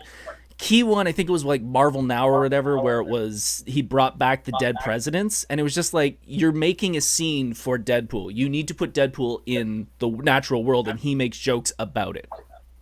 Secondly, if I looked at anybody, Deadpool fan, Marvel fan, non-comic fan, and said, when you go to Deadpool 1 and Deadpool 2, and I tell you, you're going to get emotionally invested in the love story in those movies, you wouldn't believe me. But him and Vanessa's relationship was the pivotal role in that movie. And that has to come down to the portrayal of the character, because you could have easily done slapstick the entire movie. But there was a ton of heart in those movies, and I feel like that is one of the most underrated parts of those movies, to the fact that I believe that man up there mentioned it on his review of Deadpool 3, where he went, it just didn't feel exactly like a Deadpool movie. Because him and Vanessa were broken up through the whole movie, and he didn't have that heart. He had the connection to Wolverine and keeping his family and friends, but that connection and that heart wasn't in the movie. That's why I think it should be number one, because that is a character you could have easily portrayed just jokes, but there was a lot more to that role that I think gets underrated. Well, Mike and I say number one, and Matt, I think are lobbying for number two. JS, you're kind of a little bit the tiebreaker here. Yeah, I mean, a lot of the people in the chat here are saying I take Reynolds over Downey. I can see Deadpool as number one just because of how much Reynolds personally fought for the character. But then Crystal's saying without Downey there wouldn't be a Deadpool. I mean, kind of. Yeah, Or I thought Deadpool 2 was dead on, but I mean, regardless, I see what you're saying. She died. Yeah, I get it. Sorry, JS, go ahead. This comes up to you. Just to Mike's point here, Deadpool and Wolverine felt more like a Wolverine movie than a Deadpool movie. If that makes any sense. Yes, it had the comedic side of Deadpool, but it was more of a Logan continuation than a Deadpool continuation. So, you know what that is. Take that however you want. It doesn't really matter. I would probably put him at number two, but I can understand why a lot of people are saying number one. So I don't know how I can be the tiebreaker here. I would say that Ryan is Deadpool. He's pretty solidified in the character. Like, people will always. I love Deadpool. I love the character. I love the movies, and I thought Ryan did like a 10 out of 10. It's really hard to split hairs and pick between RDJ and Ryan for their presentation. He of the character, also though. brings in people that aren't necessarily comic book or like cartoon oriented. Yeah, it was the first adult people into the fan base, so it actually brings a whole new fan base to the genre. Because of his likability and because of all the comedic points, I think more people than ever are interested in comic book style characters, and it is a tribute to people like him and roles like that. So, I mean, I could see it going either way for sure. Yeah, I agree that he brought kind of a new genre of superhero movies on the adult spectrum that we hadn't had before, and it brought a whole new fan base to the superhero genre that we wouldn't have without an R-rated Deadpool. Let's be honest, that brought a whole other group of people that I guarantee weren't into the X-Men and any of the other stuff, right? So yeah, I mean, I'm cool with putting him at number one. Yep. Yeah, with all that, we could put him up to one. I would agree. Yeah. Yeah. I still can't believe Mike and I agreed on something. This is Either way, I'm not mad about it. REJ or Ryan, They're both they memorable. really are It's top. pretty interchangeable, guys. Yeah, no, 100%, Yeah. 100%, no question. All right. Well, that was my suggestion. So who's next? Becca, I think that's you guys. It's us. Batman. I can't believe none of us have mentioned the two big obvious ones, which would be either Superman or Batman. So I'm going to go Batman and say Michael Keaton. Yes, please. And I would put him up fairly high because out of all the movies over the years, all the Batman movies, those movies are still remembered. They still bring a certain level of nostalgia for so many people. Tim Burton is a wonderful asset to that style, and I just think that He did a really good job of. he just looks good as like what we talked about with Spider-Man with the duality. He did Bruce Wayne well. He did Batman well. In the suit, you felt the character. When he's a billionaire at a ball, you felt the character. And there's been lots of great Batmans, but he just has always stuck out in my mind as the Batman.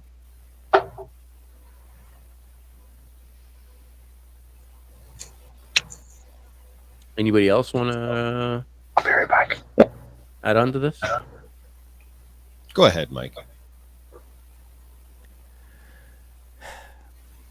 He's out of the so going back to what I said earlier of the dual roles, he does it the best in my opinion.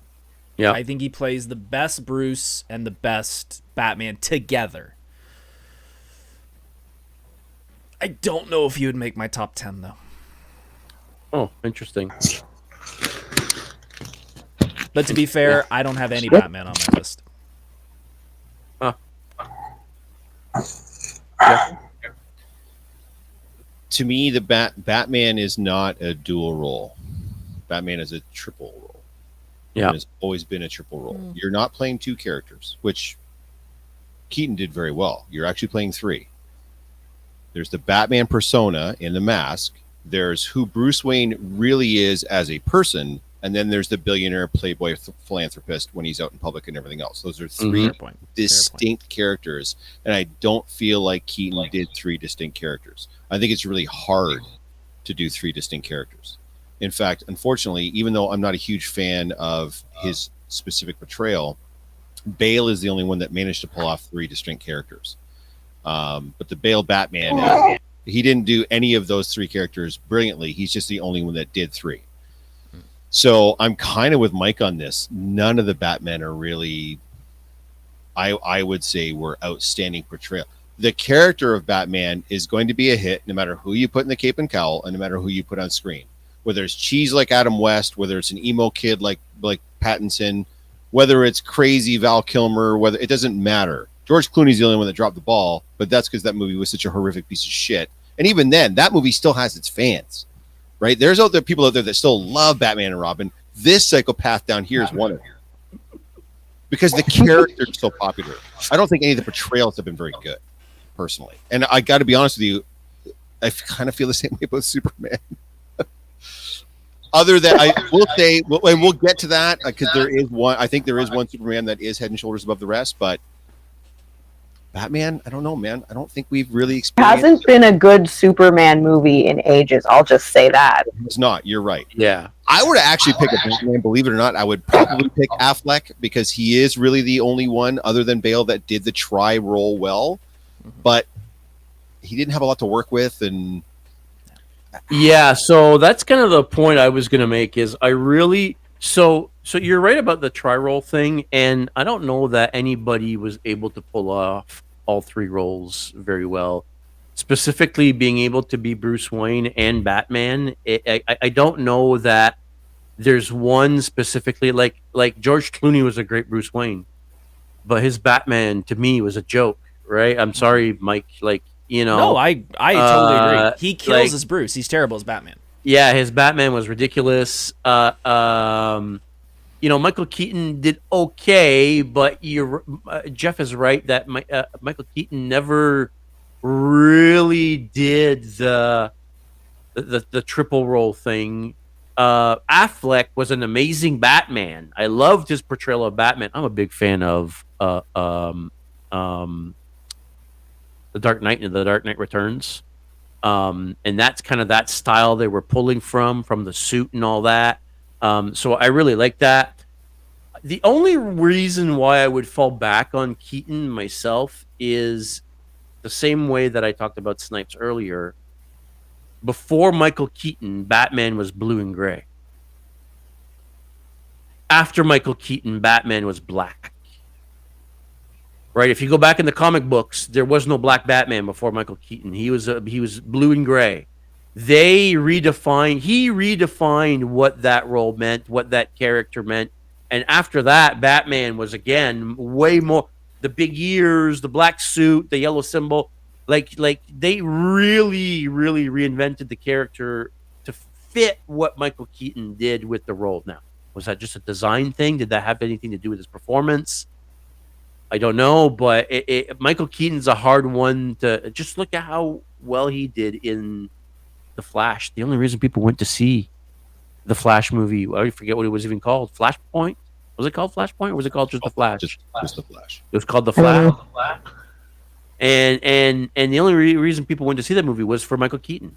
He was the best part of that movie, right? So, yeah, and maybe it goes back to what Jeff is saying. I don't know if there's ever any been real memorable live action portrayal of Batman, because for me it'll still always be Kevin Conroy, and I'm still very mad that we only got to see him.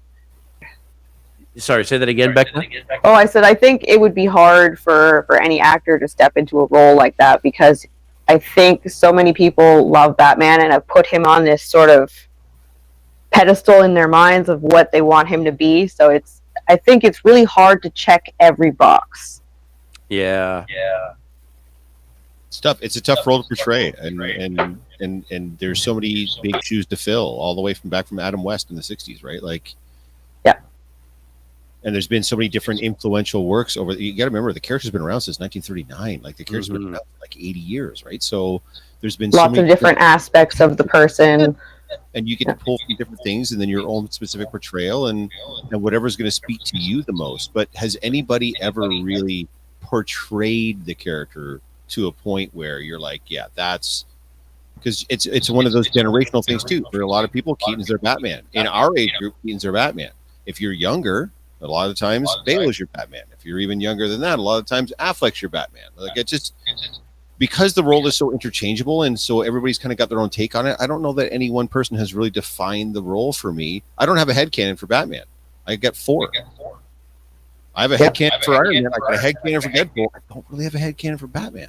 I agree. Yeah, I could see that. I guess there has been a lot of like good characters that have mastered certain elements of him really well, right? And then where others have succeeded, others have failed. So it is a hard one to, I guess, narrow down. Like, I would probably, like, on our list, I'd probably be looking at like 6 or 7-ish. I don't know if I could put him above Wolverine. I could definitely put him above Blade, but I don't think he goes above Hugh Jackman. No, personally. certainly not. I would probably be okay with that. What about you? Yeah. Michael? Yeah. Number 7? Wow. Holy cow. I agree with Andre. Andre's saying that Pattinson has he might get there in time, but Pattinson's got to find that difference between at-home Bruce and out and about Bruce. Like, he's got to develop his public Bruce persona, which he's not done yet. If he gets there, I think he's got potential to be the best one yet, but he's not there yet. So Yeah, I think that there is potential there. I mean, there's no denying he's a good actor. Forgetting the whole Twilight stuff, right? Because I know a lot of people branded him and hate him because of the whole Twilight thing. But the reality of it is he's a very good actor, and he did a portrayal of Batman that was different than anything we had ever seen on screen before. And you're right. I think that depending on how they develop this character, if they move forward and how they move forward with them, could potentially be that one. But so far, yeah, I agree. I don't know that there's that one yet. fair enough. Mhm. Oh shit! Is it my pick? No, I think it's Michael's pick. Is it mine? Well, who just picked? Who picked Michael Keaton? Oh yeah, I did. Mike. Well, if we love RDJ, and if he's one side of the coin, let's go for the other side of the coin. Chris Evans is Captain America. Hmm. Boy, that was enthusiastic. Hmm. So my reason for that is his portrayal of the World War II soldier, the fish out of water. He played that perfectly. He understood his role of being a soldier in World War II, coming into a world that he doesn't understand. But thankfully, because of so many movies, he was able to showcase the learning of him while also having the underlying drive of trying somehow, thankfully he gets it at the end, of getting Peggy back and getting that one true last dance that he missed. I still can't watch the end of Avengers without bawling my eyes out because I think it's the perfect ending for that character. Him strapping on that shield for that one last battle and hearing over his headset, "On your left," I start crying because I'm like, he was willing to lose everything. And the portrayal that Chris Evans has of that, of I'll be the last one on the battlefield, and he gets his back up, and all he has to do is give a couple stones back, and you even as old man Steve Rogers, which is kind of another role of passing the shield off to Falcon, and kind of Bucky as well. I think Evans knocks it out of the park. And I feel that's another role that is going to have a hard time trying to get another one. And I think we're seeing that with Anthony Mackie. Well, Anthony Mackie's not replacing Steve Rogers, Captain right? America. Like we have to understand, like there's a difference Yes, between recasting a role where Yes. a different actor is playing the same character. He's not playing the same character, right? Yes, True. he's Captain America, but True. Falcon is Falcon, and Steve Rogers is Steve Rogers, right? Sam Wilson is like they're different characters, right? But True. yeah. Any thoughts? Go ahead, Becca. I'm not the hugest Cap fan, so I don't have a whole lot to add other than I would agree with what Mike says pretty well. Like he does convey the character properly. He's memorable. He has emotional grip on the audience. And I'm not sure where I would place him, but I do agree that he has a place here on the list.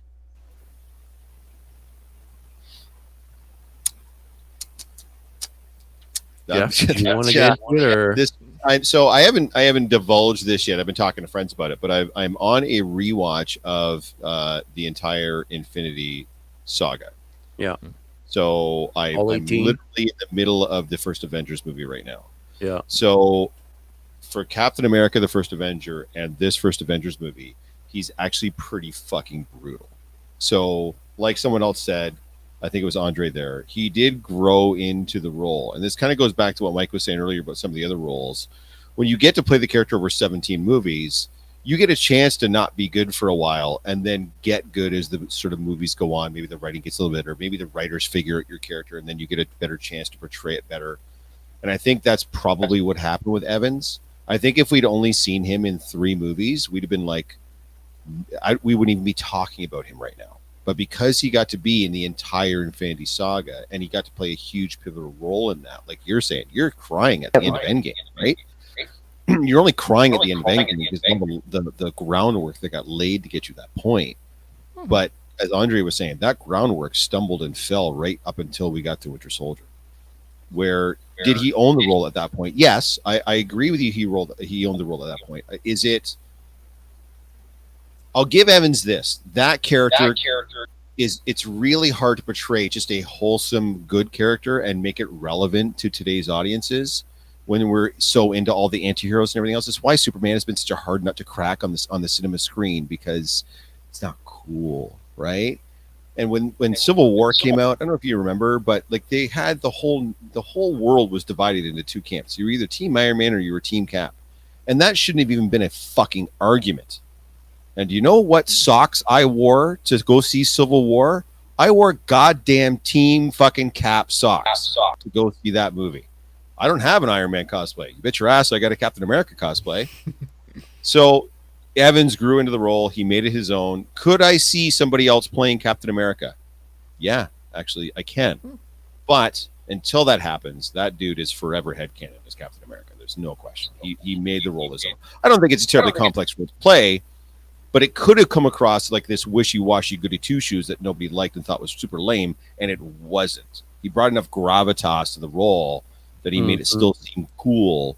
Like he was still a badass, even though he was like language, you know what I mean? Like it's still, he was able to meld those two ideals together somehow, and it could have been tragic, and it wasn't. It was still pretty cool. So I think he's got to go pretty high on the list, but the character overall doesn't feel like a really complex character to portray. So I don't know that I would put him like super high. And because he got 12 movies to do it in, it feels like it shouldn't count against him, but it kind of does, because his earlier portrayal wasn't great, and he only got good at it as he grew into it. So, like, where's the list? Show me the list.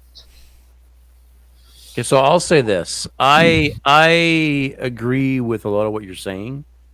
I think it's important to remember that Cap was let me get rid of the list for a second here. Cap was a Silver Age character, right?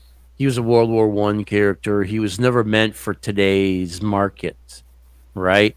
And that's why let's be honest, when Marvel decided they were going to start a universe around the Avengers were the B characters. We have to remember that.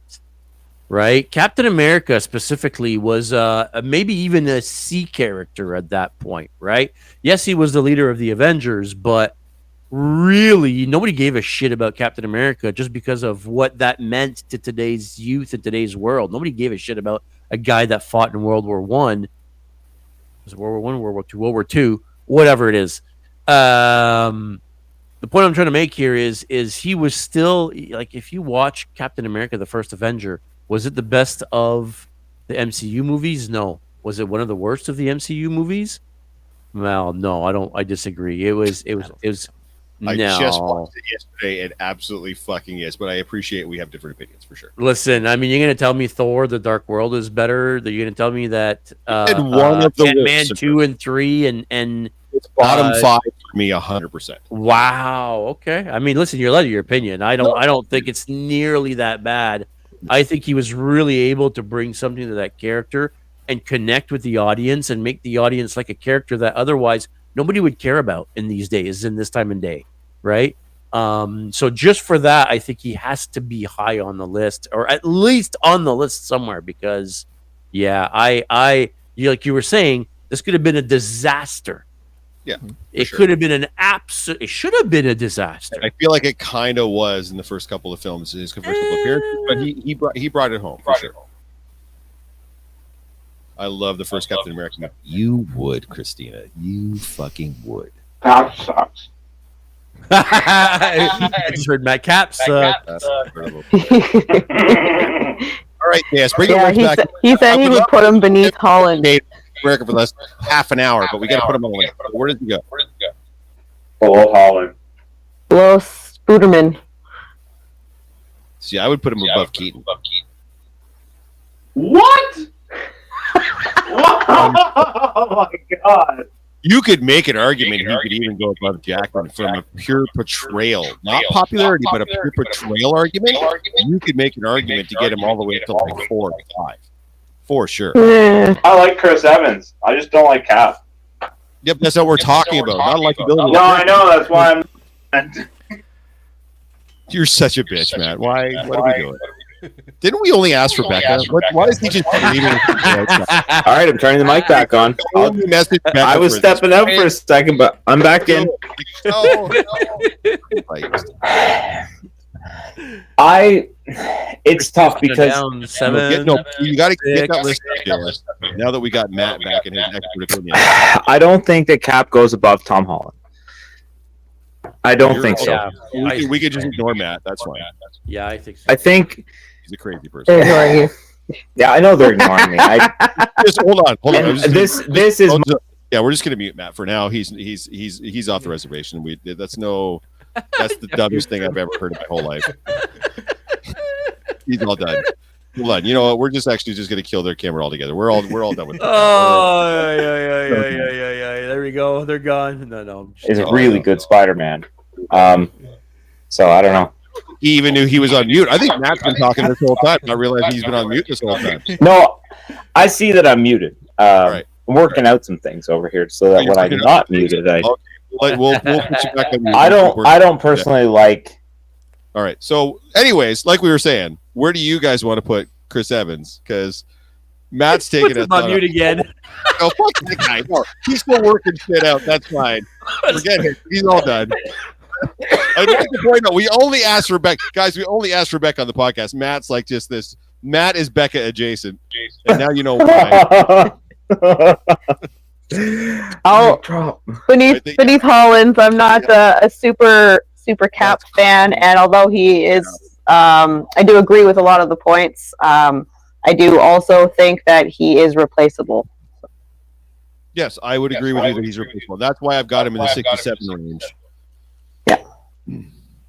I would put him at 7. On that list, I would put him at 7. Below Tom Holland is ludicrous. I would say that I would look forward to seeing another Tom Holland Spider-Man movie, and I could give a shit if Chris Evans does another Cap movie. Well, that's cool, but that's got nothing to do with the trail. That's To the just your comments about Johnny Storm. That's terrible. Vera's got something to say about it. Yeah, so I don't know why you're muted, JS, but now you're muted. I didn't mute you, I promise. No, it was me. I was having a talking fit here. Sorry. All right, Mike, if you were to put him on this list, where would he go? I'd put Since him this above is your Keaton. pick, and we've just bogarted all your mic time. I'd put him above Keaton. JS? I mean, I don't know that I would put him above Keaton, but I might put him above Wesley Snipes. I'll take it. I could be swayed. Jeff, what about you? You think Michael Keaton's portrayal of Batman was better than Chris Evans' portrayal as Captain America? Are you thinking portrayal, or are you just on the nostalgia train right now? I still like Batman better. Yeah, that's a good question. I mean, of course, as a character, I like Batman better than Captain America. Yeah, but we're not talking about the character. I know. And you're right. Maybe that's what's swaying me, but Okay, well, if you and Becca agree that 8 is where he goes, then I guess Mike and I are on the outside looking in, because I would say 7, but if the consensus is 8, then I guess we'll have to live with 8. And I'm glad we're knocking off the lid, because you misspelled dread. It's been bugging me the whole time. what now? Dread is spelled D-E-R-E-D. Just It's a name, not Let a him have feeling. it. It's fine. Oh. He inspires dread in others, and that's super nice. Thanks for catching that. There we go. Reed. Perfect. Reed is even better. Judge Dredd. I am the law. Judge Are you Dredd. put- Another D, sir. One more D. Yeah. One more D. One more. There we go. Like chicken. We have 10. Okay, put him at 8. That's fine. Sorry, who are we talking about now again? What the fuck? Chris Evans. Captain America. And are we sure we want to put him at 8? No. You want to put We're him at 8. doing it. So does Becca, but I mean, here we are. All right. JS spelling is dreadful. Thank you, Captain George. That's the comment of the day right there. Perfect. JS spelling is dreadful. I agree. Yes. Horrific. He is Cap. T. By the way, I'd like to point out that's all you have to put, and everybody knows exactly who you're talking about. And further the argument, but regardless, it's fine. It's fine. It's totally fine. Well, that should say something about where his position should be on the list, considering It if you should, just say but Cap, you know clearly- exactly we're talking about Chris Evans. It does not. That's fine. Who picked Chris Evans? That would be Mr. Myers. That was me. Oh, so it's my choice. You're It up. does. Well, You listen, go, we shouldn't be on the list. Well, then you shouldn't have an opinion because you don't know what a great portrayal of a superhero is. there's who me? No, Christina. Oh. Christina's saying Hugo Weaving shouldn't even be on the list. I think she thinks it's a popularity list, not a great portrayal list. So I'm gonna go out right to left field with this one, and I'm okay if you guys decide not to want to include this one even in the top 10. But I think we can't have a top 10 superhero portrayals without, at the very least, talking about Ron Perlman's Hellboy. you've won Rebecca over sure because We can't not talk about Ron Perlman's Hellboy. You know, and you met him as Hellboy. I made a Hellboy for Hellboy. That's hilarious. Yeah. You've got a video, I think, that you posted recently of when you met him. And I like the actor that plays in the newer one, but I did not like him in that role at all. The jaw, the prosthetic, everything was super distracting. I think Ron Perlman hit it home with both the aesthetic look, the character, like the attitude. Just it was great. This newer one was weird. I didn't really Yeah. like the newest It one. it missed the mark. Michael, you liked it? No, it was weird. Oh yeah, it was very weird, and you're right. It's not very often I turn a movie off, and I think I got a little over 3/4 the way and just couldn't do it.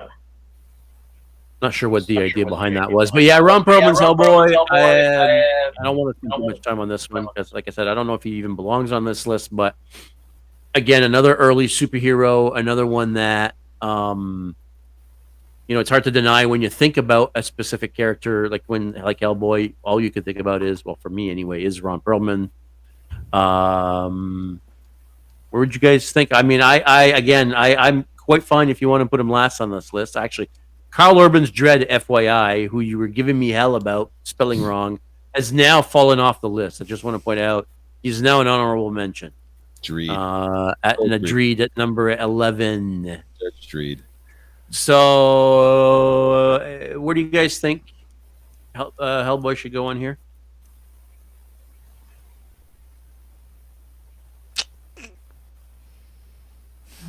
I mean, I'm cool with him being an honorable mention. Great, but he's not like top tier. So, you want to put up the list again, sir, so we can get a sense of where he's yeah. Hey, there we go. 10. Yeah. Or like 11, like below Holland, but above Ruben. So 11. Yeah, I could see that. Yeah. Holy cow. Rin. Oh, man. Putting him like 10, 11. Considering what else is up on the list. I think he's better than Dread. Yeah, that's where we go. Well, that's what we do. We have them above. Yeah. I mean, we have a pretty good list so far. There's only one more glaring one on my list that we haven't mentioned yet, and I'm sure we're gonna get to. Well, okay, there we go. You had to jump in and just spoil it, didn't you? Well, I think it's my turn, and that's my pick. Yeah. So go ahead. Christopher Reeve, Superman. Yeah. Now, Yeah. as if you know me, you know I'm as straight as they get, and I would take every inch of Henry Cavill inside of me if I could. All day. We learn a lot on this podcast. Every day. That is God's perfect creature, and I love that. Ask him as what character The Witcher. But it doesn't matter. It doesn't matter what character, Matt. It doesn't matter what character. I mean, if I could dress as the Witcher and have him be the Witcher, and then we make love as Witchers all day long, 100%. But as far as Superman Twitchers? goes, They're Twitchers. Scissor Witchers. That's yeah. Oh, But as far as a dual role, because Superman is kind of a tri role as well, but not to the same extent as Jesus Christ, Jeff. Not quite to the same extent as Batman, right? Like you do get like bumbling Clark, Kal-El, sort of who he is naturally, and then Superman. But the difference between Kal-El and Superman is minute. Like they're essentially the same. Kal-El is Superman, yeah. Essentially, right? Yeah, So, that's it. exactly. Yes. But and I know he's coming across a little bit. Oh, watch which one, which you're all poor Andre is getting in the guys, let's move on. And I know some of this is coming from nostalgia, and I know there's still like a generational thing happening to it. And again, same thing we talked about earlier. There's been like 4 or 5 Supermen, but I really don't think there's anybody that embodied a role so distinctly as Reeve did with Superman. I mean, are they a little bit dated? Sure, but you really could have believed, and not every movie was great Referenced either, all right? the time. Like the 4th movie is trash, but he's still good in it, and that's the point I was making an hour and 40 minutes ago. It's not all about the quality of the film itself; it's still the quality of the performance. And even though that was a dog shit movie, Reeves still believed in the character and the film, and he gave it his all. And he still made you believe that a man could fly and that Superman was real, even if that movie was a trash fire. So, to me, he's very, very, very high up on the list. Like not only was it the first big budget tentpole superhero movie ever, but he really made you believe that superheroes could actually be a thing. And it ended up being a detriment to his career. He got so known for that role, he couldn't really get cast in much else after that, because whenever you saw that dude, you're just like, it's Superman.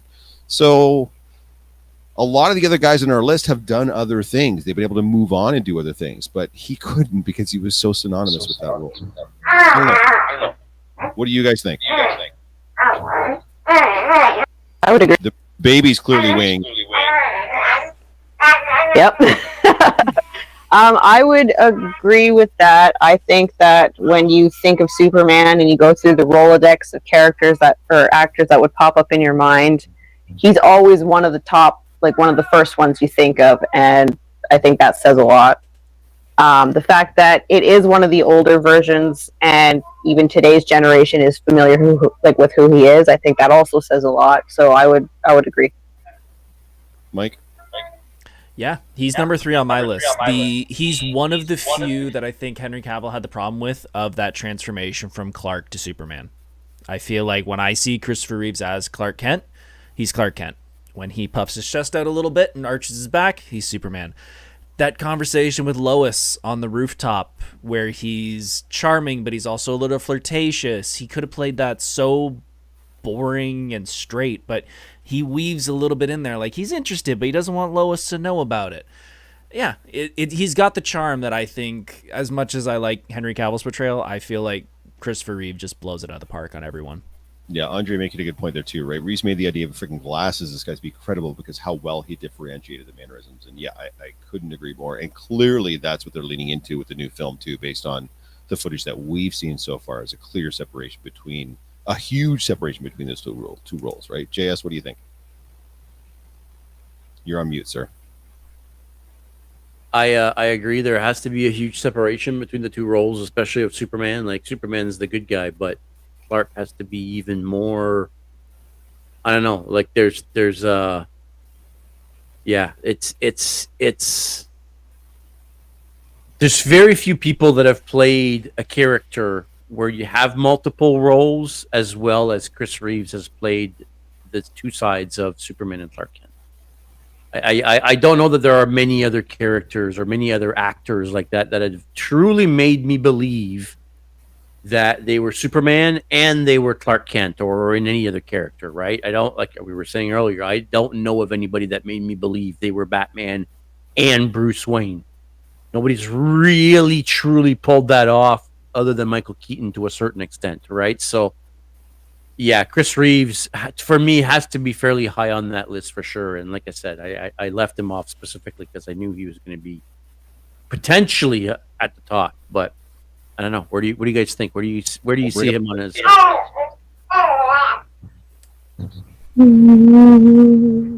See, for me on that list, he's probably 3.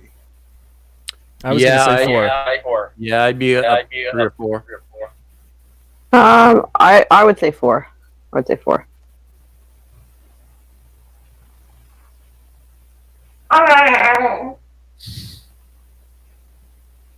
Hmm.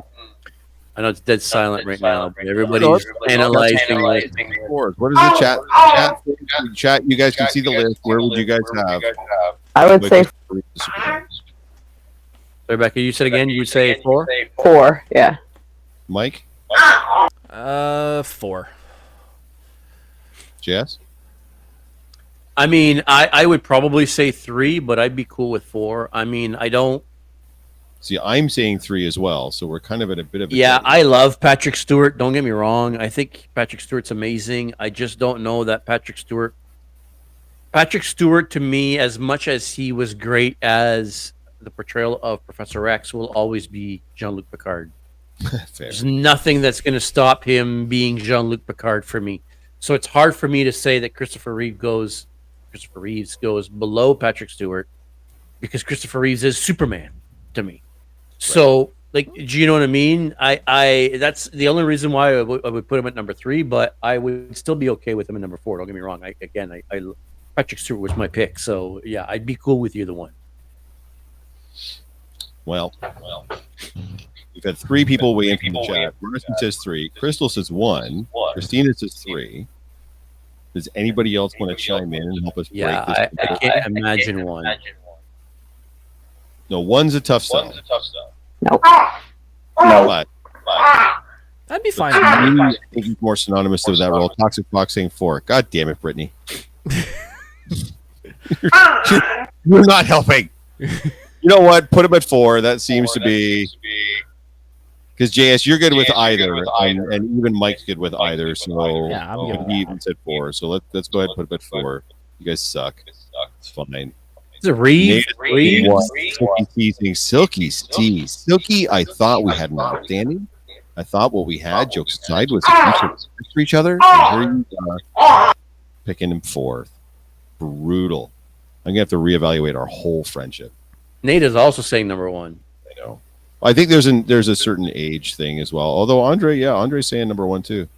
Guys, I'm never gonna get these guys up. I can't even get them off of Patrick Stewart. So none of that's gonna happen. We're gonna have to settle for 4, lads. Sorry.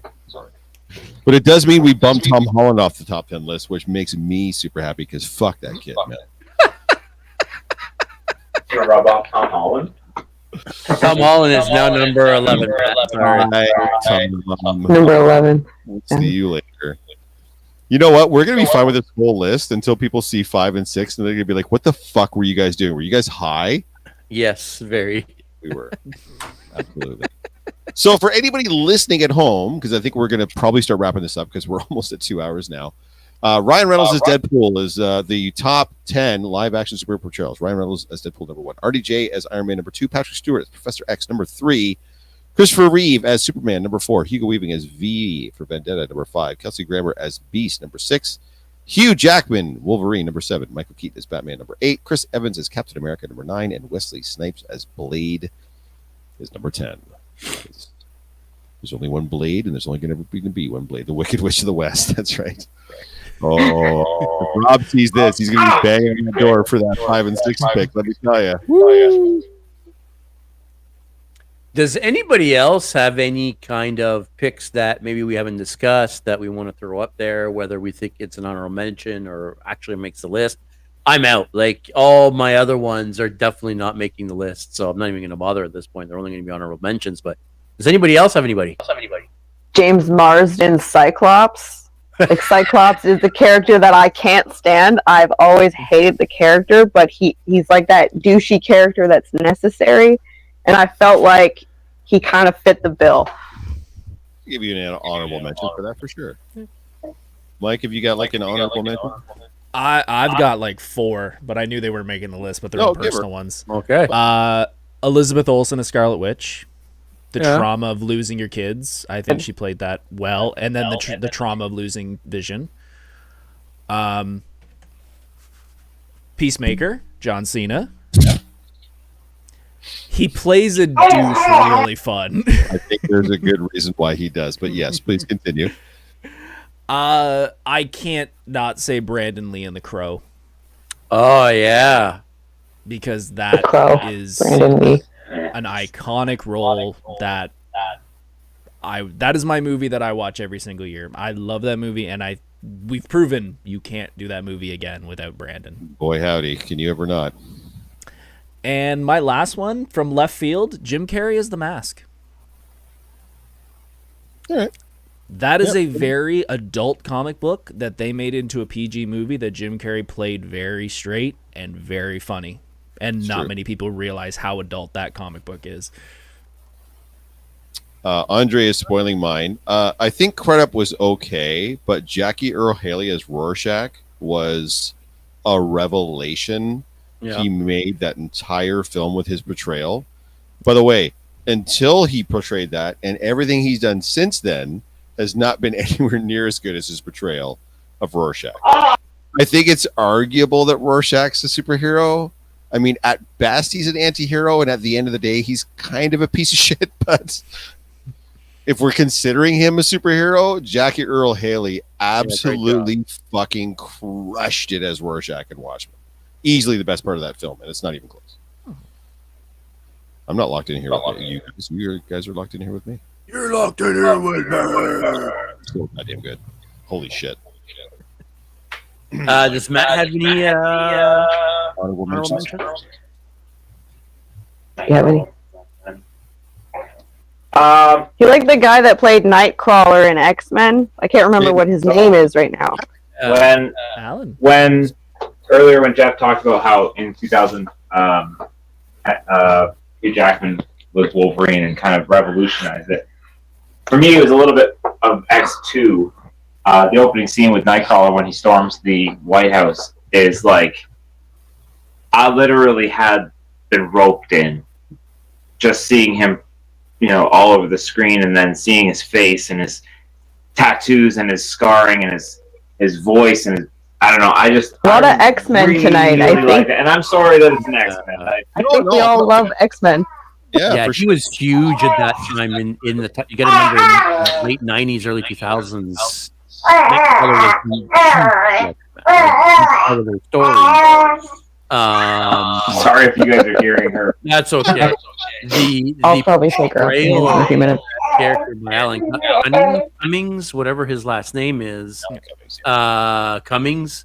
The way they made him look with the tattoos and how they made him teleport, and it was all very well done. Matt's right. That was the big part of X2 for me. If it wasn't for Nightcrawler, X2 for me would have been a dumb movie. I'll say that right now. See, sorry, say that again, Becca. The actor that does Daredevil on the Netflix series. Charlie Cox. I enjoy that. I thought that series was great. I like that they're introducing him into bigger portions of the stories. Way better than Ben Affleck. Yeah, I agree. And we're not getting into the supervillain, but Kingpin, obviously, D'Onofrio was. Oh, Vincent D'Onofrio was amazing. But we'll do it. Like if we did a villains list, he would have to. Yeah. Any other TV superheroes? Because we mostly went over movies, like heroes portrayed in movies. We haven't really. Did we touch on any TV show? No, nobody from TV shows. Amel? I mean, we could do a whole other goddamn TV show, right? Like that's. I think Grant Gustin as the Flash. I mean, it can't deny that it really carried the Arrowverse on its back for many, many, many years. I know that he's a villain in the movies, but in the TV show, I did like Loki. Tom Hiddleston. Yeah. Hiddleston, not Middleton. Sorry, I'm thinking of Holland at the same time, getting their names mixed up. Tom Hiddleston, and I also liked the portrayal of the classic with the yellow horns. All the different variants in the series. I thought that there was quite a few Lokis there. I know that it's kind of more on the villain side, but in that series, he was kind of the hero. So I'm not sure it makes the list, but I would mention that I did enjoy his portrayal. Yeah, I think if you did a super villain list, you would definitely be on that list. I think he did a great job. They really cast him well as Loki. I remember seeing an interview with him saying he originally he auditioned as Thor, and they were like, "No, but we want to offer you the role, but we want to offer you the role of Loki." And he was like, "Wait, what? Sure, okay, fine, I'll do it." And I mean, the role of the century, if you ask me. But yeah, probably one of the best things to come out of the early MCU. I think we've gone through pretty much everything, and I don't know if the chat has anybody else, but I think that's about it. Before we do wrap this up, it's awesome, Becca, to see you and Matt and the little one, and we hope we get to see you sooner rather than later in person. Now, I know you didn't say specifically on the show. You were mentioning when we were off the air at the beginning. When do you think maybe we'll see you guys? It's still kind of up in the air. Because of work schedule, we were trying to maybe make it out to May the 4th, but that just depends on if we can shuffle a few things around. Maybe Fan Expo for a day or two, probably just one day, because it's a lot of traveling with Vera. But we're thinking for sure we'd like to do London. I've reached out to them to see what's going on there. So we will see. Anything you want to pitch before we go off the air? Your Instagram? Nothing going on right now. Just surviving. Hey, surviving is not a bad thing, especially when you get a little one at home. That's for sure. Yep.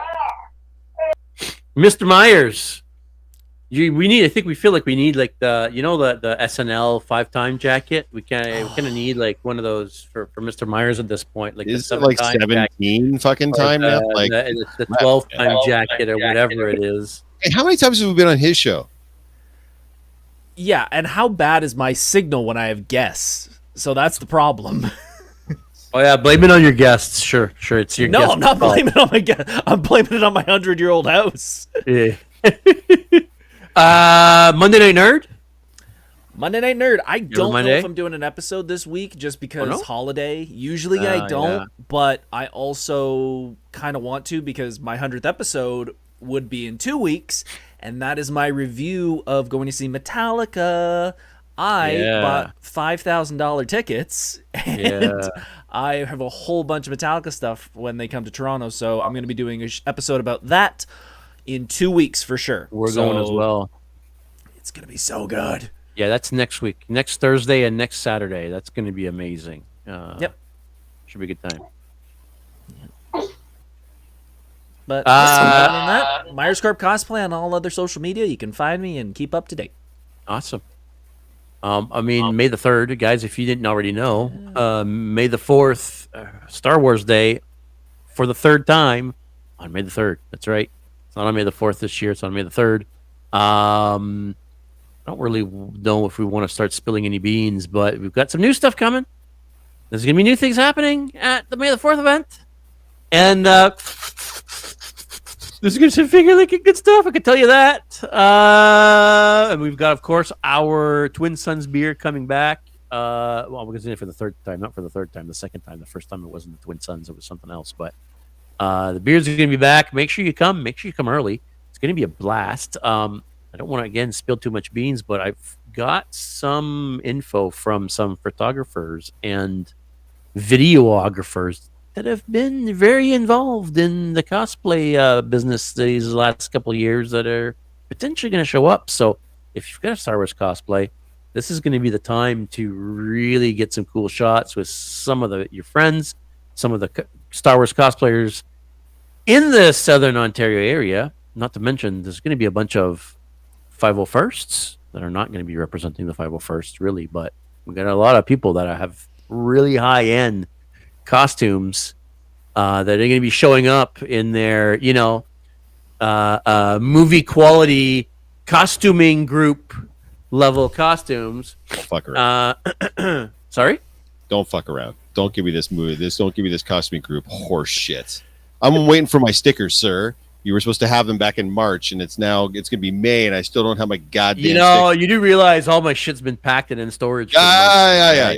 do realize I'm I know. hearing some real sort of excuses. I do want to point out, guys, by the way, not only are we doing May the 3rd, but May the 4th on May the 3rd, but coming up next weekend, and I can't believe it's already next weekend, CK Expo in Adam Kent, the 26th and the 27th. I will be there as the cosplay host. Hopefully, I'm going to get a chance to interview some folks. If you have a chance to come out to that con, it's a fantastic con. It's the second year it's gone to 2 days. It's the 11th year the con's been going on. It is run as a non-profit. All the proceeds go to Big Brothers and Big Sisters of Chatham Kent. So if you have a chance, come on out. And then the very next weekend on May the 3rd, please come join us at London Brewing Co-op at 521 Berwick Place in London, Ontario for our 3rd annual Star Wars Day event. We've got some new things happening there. It's again, the vast majority of the proceeds go to charity for that as well. We've got vendors, we got karaoke, we've got cosplay, we've got photographs, we got backdrops, we got all kinds of good stuff. And like as JS mentioned, we have our own beer that I got to see some of the making of today. This is the lemon, some of the lemon juice and the lemon zest that was getting processed for the beer itself. They let me go in the back of the brewery area and check out what was going on there. So we are deep in preparation right now to get this beer made. And again, we're getting at least twice as much beer as we got last year, guys. So food truck will be there. Another truck might be there too. I'm not spilling the beans there yet, but there might be a second truck with a completely different style of food item available there too. Still working on some details there. But otherwise, we can't wait to see you guys back for May the 3rd. You guys have made this event huge for us. And I want to point out too, one last thing before I let you guys go. We've talked a lot. Last year's May the 4th was the single biggest sales day that London Brewing Co-op had in the 10 years of operation. Since then, they've held 2 events that eclipsed us. Boo! We're number 3. I feel like we got to take that number 1 spot back. So please come on out on May the 3rd. Get your cheers. Get your beer. Get your raffle tickets. Grab some food. It's going to be a great time. I hope to see all of you guys there. Tell your friends. Tell your neighbors. Tell everybody. Come on out. And by the way, I don't care if you have a Star Wars complex. Just come out and have fun and enjoy. So it's good to be for a good cause. That's all I got, man. JS? That's it for me, I think. Becca, thank you so much. Matt, I don't know if he's still there, but Matt, thank you for coming by and, participating in this quite opinionated top 10. Vanessa, as always, we're glad to hop on whenever. Hey, very appreciated. Mr. Myers, thank you so much. Again, multi-time guest on the show. I'm sure we'll see Michael Meyer again shortly. That will be it. Make sure, guys, you click that like and subscribe button. It costs you absolutely nothing, and it really helps us out here at the Geeks Co. It helps propagate our videos through the YouTube sphere.